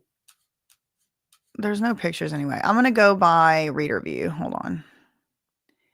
This is July 6th, 2004, and it's called Diddy's Party Politics, everybody. This is what she's testifying about right now. It was diamonds, stars, and politics. What about the diamonds? We're talking about freaking diamonds going missing, and it's not lost on me that Kim Kardashian, a longtime Diddy Web affiliate, in my opinion, from what I can tell, was in trial last week in France for having diamonds stolen. Okay. All right. Just, mark that on your calendar. The jewelry missing thing. What was missing? It was a diamond bracelet, like a watch and a diamond necklace, wasn't it? Look at this. She said it was a 4th of July party. He threw a white party at his home in the Hamptons that year with Vote or Die. When did the jewels go missing? After July 4th. Look at the first thing they talk about. July 6, 2004, it was diamonds, stars, and politics. At Diddy's annual white party in the Hamptons, as the rap mogul used a massive 4th of July bash to launch a campaign to get people to vote. Over 1,000 white-clad guests, including Reverend Al Sharpton, Mary J. Blige, Lennox Lewis, LL Cool J, Aretha Franklin, and Paris Hilton, turned up at a ritzy mansion in Bridgehampton Sunday for the party. The event caused so many traffic and parking problems that Southampton town officials shuttered it before it was officially supposed to end. This party and this campaign is going to be decisive in the outcome of the election, said Diddy, whose initiative is called Citizen Change. They might try to close us down, but they can't stop us, he said. This is 2004. The festivities at the mansion, sponsored by PlayStation 2, were already in full swing when a pumped-up fedora-donning Diddy arrived by helicopter shortly after 9:30 p.m. Clad in white linen, white cravat, diamond earrings, diamond vest buttons, diamond cufflinks, diamond bracelet, and diamond-encrusted watch. This must be the jewelry that went missing. The rapper carried an original copy of the Declaration of Wait, what do you mean an original copy? There's only one original copy. He carried that? This is crazy. This is government involved. I'm sorry. You're not going to convince me it wasn't. Now they just don't need him anymore. He did a lap around the party, which was festooned with banners saying Vote or Die, and he posed for pictures with Franklin and LL Cool J. When he took to a stage flanked by Russell Simmons, that's Def Jam, isn't it? Or am I thinking something else? Russell Simmons is Def Jam. Do I have that wrong? LL Cool J, Lewis, and a white satin wearing Sharpton, and announced his plans to get disenfranchised youth and minority voters to the polls come November. Quickly, what had been a 4th of July party transformed into a political rally, complete with a beatbox performance. But while guests inside were enthralled by Puffy, outside Southampton code enforcers, cops, and fire marshals turned up shortly after 10 p.m., saying they were responding to a multitude of complaints about noise and traffic. They towed at least 16 cars and issued dozens of tickets. The party organizers were issued multiple violations, including one for noise. We had a situation where people kept turning up, thinking they could get in. It turned into a lot more people than expected, said party organizers' lawyer Eddie Burke. Local councilman Dennis Suskind, who handed out the party permit, said he regretted giving them the party permit. I think I used poor judgment in allowing an event with these type of celebrities in a residential area. Okay, so she's testifying about a Vote or Die 4th of July party.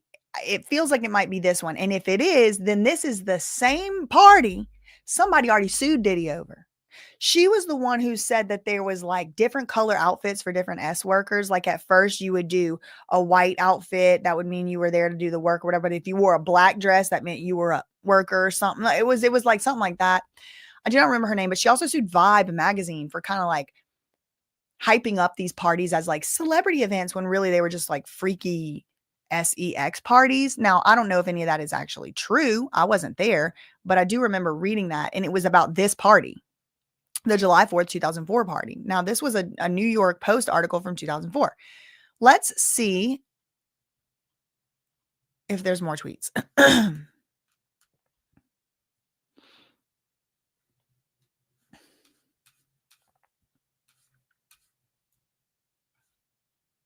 Okay. When did the jewels thing happen? She said, okay, so let's just reread this last tweet. How long before the jewelry? Well, this tweet too. Hold on. She said, I shadowed him on the Vote or Die campaign. My job was to get the t-shirts on the celebrities and into the photo shoots. Now, who was the Vote or Die campaign for that year? I'll remind you. Because he also did Vote or Die many years. 1 year, it's always been for the it's always been for the left, for the Democrats, which is fine. I mean, you're allowed to do that, I guess, but it is interesting because now I'm starting to wonder, like, were actual politicians and stuff involved? 1 year he did it with the Vote or Die with Hillary Clinton. A conservative organization has filed a complaint against Diddy. This is from 2005, contending that he violated the election laws in 2004 by promoting Democrat John Kerry and opposing President Bush. The National Legal and Policy Center, which filed the complaint, said Tuesday that the Federal Election Commission informed the group in the letter that it would review the complaint. The FEC said through his organization, traveled to several cities, urging people to sign up and vote. That's fine. Who cares? Aboard his private jet, Air Force Change. Whose jet? Whose private jet? Because I read this weekend, Diddy is making millions of dollars from inside prison by renting out his private jet, which makes me wonder who is actually renting it, because I don't think Diddy is the one that's handling all that from inside of his jail. He's having to ask for more minutes to talk to his lawyers. I doubt he's coordinating jet rides. Incidentally, Britney Spears just got in so-called trouble with authorities on a private jet for smoking. What's the point of a private jet? Who's paying for the private jet if the person can't smoke on it? Diddy was doing all kind of shenanigans. Were the authorities ever called on him? Looks like absolutely freaking not. So very interesting, all this private jet stuff coming up. But he had a private jet called Air Force Change. And he told the Associated Press at the time, Kerry isn't smart enough and should be spending more time in the inner city to show how a young kid is going to school. Okay, you don't see Bush taking the time to go to BET or MTV. Nobody was talking to this community. I deal with them every day, said the president. And as for the president, which president? Who's the president now? I don't know, girl. In its complaint, the National Legal and Policy Center cited Vote or Die rallies sponsored by Diddy, in which Leonardo DiCaprio urged the crowd to back Kerry. The conservative group said that Public Record backs its claims that Diddy undertook a campaign to defeat George Bush and elect a Democrat. We feel that these are clear-cut violations. But the group itself said they were proud of what they accomplished. I mean, I think they would have had a stronger point if the George Bush had not won. But George Bush won, so I don't know what they really wanted. It wasn't like it actually worked if it was trying to, make him lose. Anyway, I just think it's very interesting because she shadowed him. She shadowed him during all of this. And he kept the Vote or Die going. He did it again in 2016. He did it again in 2020. So I don't know if he did it in 2024. Maybe he had some more stuff going on at that time. Okay. Let's see the most recent tweet.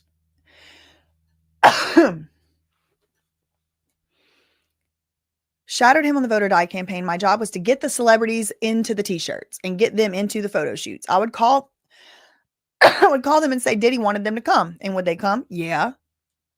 How long before the jewelry went missing? She was about 4 months. On the 4th of July, he threw a white party at his home with Vote or Die. So he borrowed, okay, Diddy borrowed these jewels from Jacob the jeweler. I'm starting to put it together here. Diamonds, diamonds everywhere, right? White cravat, diamond earrings, diamond vest buttons, diamond cufflinks, diamond bracelet, diamond encrusted watch. He carried an original copy of the Declaration. Okay, diamond, diamond, diamond, diamond, diamond. Where'd the diamonds come from, y'all? Jacob the jeweler. Do you think Jacob the jeweler just sat idly by and said, "Oh, it's okay, Diddy. You lost my diamond vest, buttons, diamond earrings, diamond cufflinks, diamond bracelet, and diamond encrusted watch. That's fine." Jacob the jeweler, y'all think Jacob the jeweler was okay with it? No. Jacob the jeweler probably said, "Get my back at any cost. I let you borrow that and you lost it. So go find it." So then, of course, Diddy, in a classic racketeering move, if true, if these things are true, I don't know, I wasn't there, twist the pressure back down on who's below him. At this point, it's Capricorn Clark. That's why she had to sit in a lie detector room with somebody for 5 days. And I'm starting to wonder if this is where the government connects come in, because for years, people have suspected that Diddy, just like his daddy, may have had some government protections, like federal informant, federal asset, compromise, something, scratch my back, scratch yours, quid pro quo, whatever. And it's like, who pulled strings to get Diddy diamond necklace, diamond watch, diamond this, diamond that, whatever, from Jacob the jeweler, just to promote the vote or die? It didn't work, right? Like the campaign didn't work because George W. Bush did win. But I also remember there being some kind of shady stuff that went on with that, with the popular vote and the electoral college and stuff. But I don't want to even get into all that right now. So she's like, okay, the jewels went missing. Okay, the jewels were still on loan. The jewels, she says, were still on loan from Jacob the jeweler. Who else got a lie detector test? Agnifilo asked. Mike B., the stylist. He too had gone to street level of 1440 for manicures. The lie detector test was the next day. Did you ever tell HR about this supposed lie detector test? No. She said, I got fired for 3 weeks. How'd you get unfired? She said, I went to work on his 35th birthday at Cipriani, I don't know what that is, to do the celebrity list. I came back. 2004 to 2006? She said, no, not all. He said, as personal assistant? She said, well, at that point, it was liaison.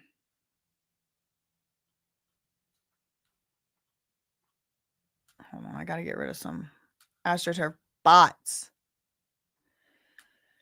Got to do some AstroTurf management. Okay, let's go to Washington Post. We got 2 new updates here. Okay. This is 4 minutes ago. Clark told Combs she had the biggest crush on him. This is Ann Brannigan, Washington Post. During the start of Capricorn Clark's cross-examination, Diddy was leaning intently over the defense table. His hands were clasped on top of it as Capricorn Clark was being questioned. So he's got his hands like this and he's leaning over. Under Diddy, Clark had various positions. She was hired as his personal assistant in 2004 before eventually becoming a global brand director. Anything involving his name and likeness fell under her purview. Before they worked together, the pair had a very platonic friendship after meeting through a mutual friend in 2002. Mark Agnifilo, Diddy's lawyer, questioned Capricorn Clark about some texts that she had sent to Diddy in which she told him she had the biggest crush on him. Capricorn Clark wondered if they had misused all that dope chemistry. So she's like, did we misuse all our dope chemistry? Maybe she was trying to be his girlfriend or something. Agnifilo briefly questioned Capricorn about that early period, prompting her to say she remembered those days fondly. He is now asking her about the first year she worked for Diddy. And that was 5 minutes ago. Let's go to New York Post. It says 1 new entry. Is it true? Okay. Wow. 4 minutes ago, New York Post. Kyle Schnitzer, Ben Kochman, and Priscilla DeGregory. The title is Diddy once implied he might use a pew-pew on 50 Cent over long-standing beef. Diddy once implied he might use a pew pew on 50 Cent, with whom he's had a long-standing beef. He once griped to his manager, Chris Lighty, about his feud with 50 Cent after the two rappers left an MTV press event. I don't like all the back and forth. I like pew pew, said Diddy, according to the testimony. After Cassie's testimony about being forced into freak-offs and detailing repeated beatings by her longtime boyfriend, 50 Cent actually spoke out on Instagram. Damn, he did all that beep to go out like this, shaking my head. The 49-year-old rapper wrote, "This beep, crazier than regular crazy." Okay, they went on lunch break 20 seconds ago, but I do want to update. I want to get caught up first, and I may take a little break myself, but we'll see. I want to get caught up. Testimony of Diddy's ex-assistant is on pause during lunch break. They will continue at 1 p.m., which is in about 39 minutes. Clark will continue being questioned. Okay, let's go to CNN. There's 2 new updates. Oh, she looks sad.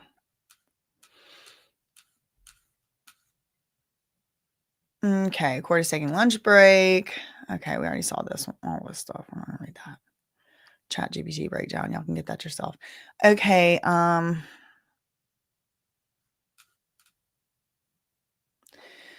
we have an update from NBC News. Lie detector tests went on for roughly 8 hours a day. Whoa.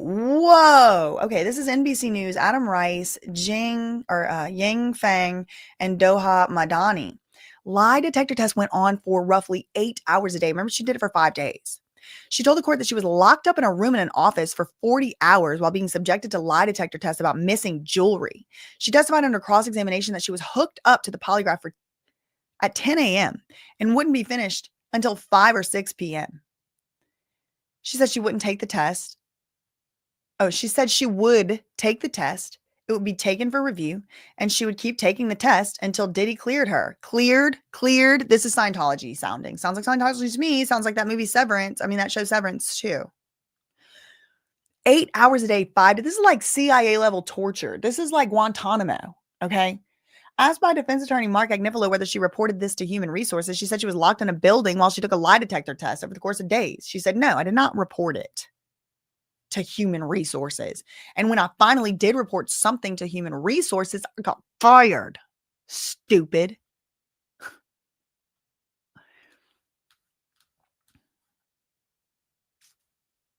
Okay, let's go to Inner City Press.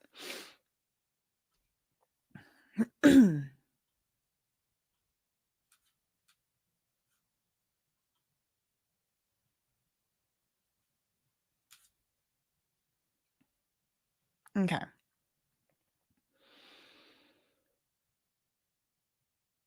Dang. Also, Jive. Is Jive Barry Weiss? Jive is Britney. A lot of Britney Spears crossover.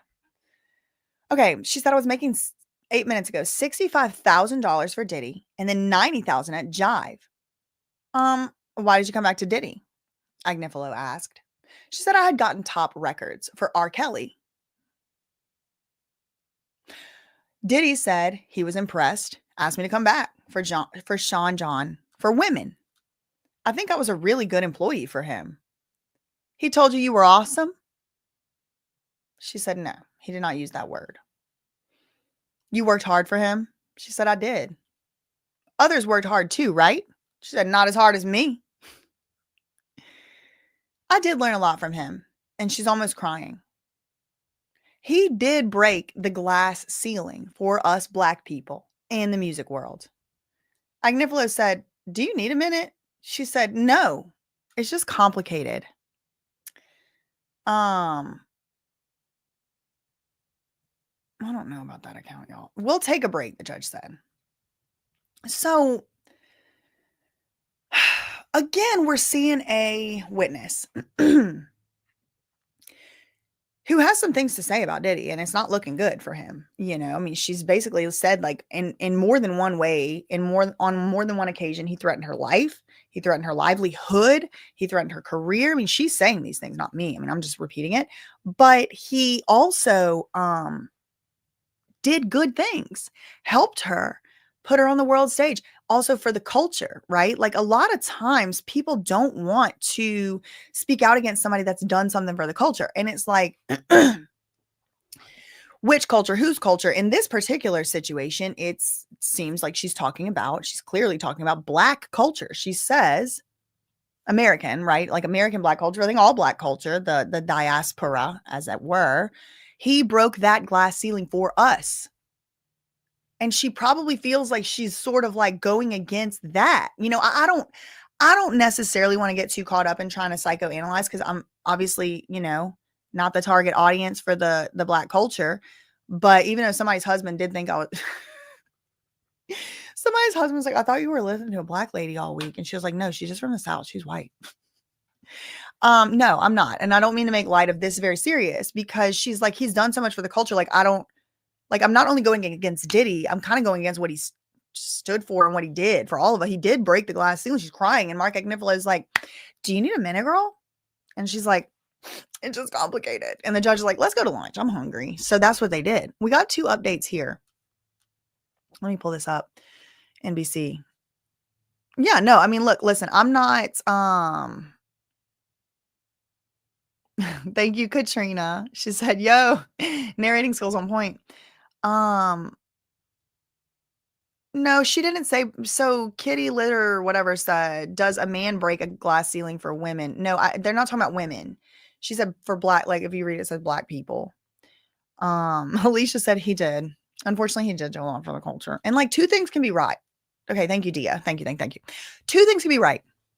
2 things can be right. He could have done a lot for the culture. He could be a piece of right? And I think that's what we're all kind of having to come to grips with and terms with, because I mean, I was crying before the trial started because Diddy had to ask for 5 sweaters. Tiffany Red was in my comments mad at me, telling me she was disappointed in me, because I too, even though I'm not in the Black culture or like, in it like that, I've been exposed to, I've seen it in pop culture, but like, even though I'm not in it like that, I could see other things Diddy did. I could see other ways he impacted the culture in a way that isn't quite probably as personal, but like you could see it. It's not deniable.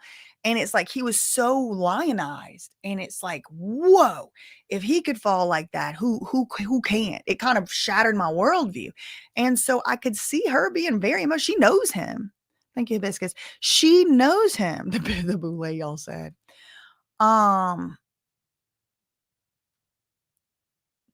I mean, look, listen, and there's also been arguments made. I've seen arguments made, and I'll say this one more thing and I'll leave it at that. But I've seen arguments made that what he did for the culture was also good and also bad, because what he put out as the culture was only a little section of it. And he kind of really emphasized some of the more like, degenerate aspects of things, and really like made it into a kind of like a stereotype, like the whole culture is that, whenever a lot of it isn't. And so that I've heard that criticism. I'll leave it to y'all in the comments to debate. Yeah, she really looked up. It's Kim said, yes. Oh, shout out to It's Kim. It's Kim is live every day about the Diddy trial too. So y'all subscribe to her. She has very, very good perspective. And on her channel, she goes on Popcorn Planet, and she has her own channel. She's on there with her sister, and they're talking about stuff like this. So I do like to shout her out. Seems like she did really look up to him as a trailblazer. He took a chance on her, a young Black woman who didn't graduate college. She got blacklisted by him and had no choice but to keep coming back. And also, there were good things too that came out of the career, right?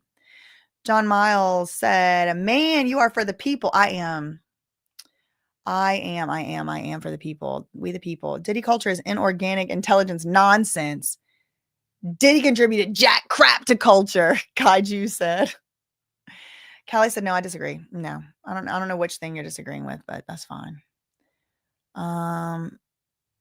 If you realize the implications, it's more than mind-blowing. Thanks so much, Carol.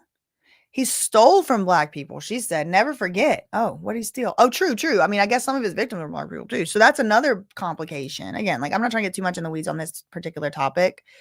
Thank you for the £2 super chat. Thank you. Love the way you read the transcripts. Thank you. Thank you, Gina. It's not quite transcripts. This is just like fast and dirty reporting from inside the thing. But thank you. All right. I am going to take probably like a 30-minute break, but let me get to some of these. Thank you, G, for the $4.99 super chat. I am a private chef. Yes. Shout out to you, G. Thank you for the $4.99. I'm a private chef. I've enjoyed listening to you during the day in my earbuds while at work. Oh my gosh, you're in those rich people's houses. Make sure you notice all your surroundings in case one of them does something weird. No, I'm just kidding. I'm just kidding. Shout out to you. That sounds like a really fun job. I like to imagine what y'all are doing, like laying tiles and private chefing all over the place listening to this. Shout out to Oklahoma Outlaw, been in here modding, also gave a membership. Thank you. Thank you, Shannon, becoming a member. Shout out to you. Girl, Andy just posted the jury loves Diddy. No way this can be true. I'll listen to you daily and appreciate you. I don't know. I'll have to go check it out. Thank you for that $4.99 super chat and for the tip. Allegedly, Lily, thank you for continuing your coverage. Feel better. Thank you, thank you, thank you for the $5 super chat. Def Jams, Jermaine Dupree. So not Roll Lemons. Thanks so much for the $2 super chat. Thanks so much to Lady Libra for the $1.99. Adria English. Oh, thank you. Adria English. Is it Audrey or Adria? I think it's Adria. Adria English. Yes, she's the one who also talked about the 2004 4th of July party. Yes, she is. Okay, y'all. I'm going to take a little voice break. I'm going to go get myself some tea, and I'll be back at 1 o'clock. I'll be back in 29 minutes. See y'all then for the next part of Capricorn. Clark, facts ain't defamation. In the meantime, facts ain't defamation. Neither opinions, neither speculation, neither is just reading public stuff. Love you, meaning. Okay, bye.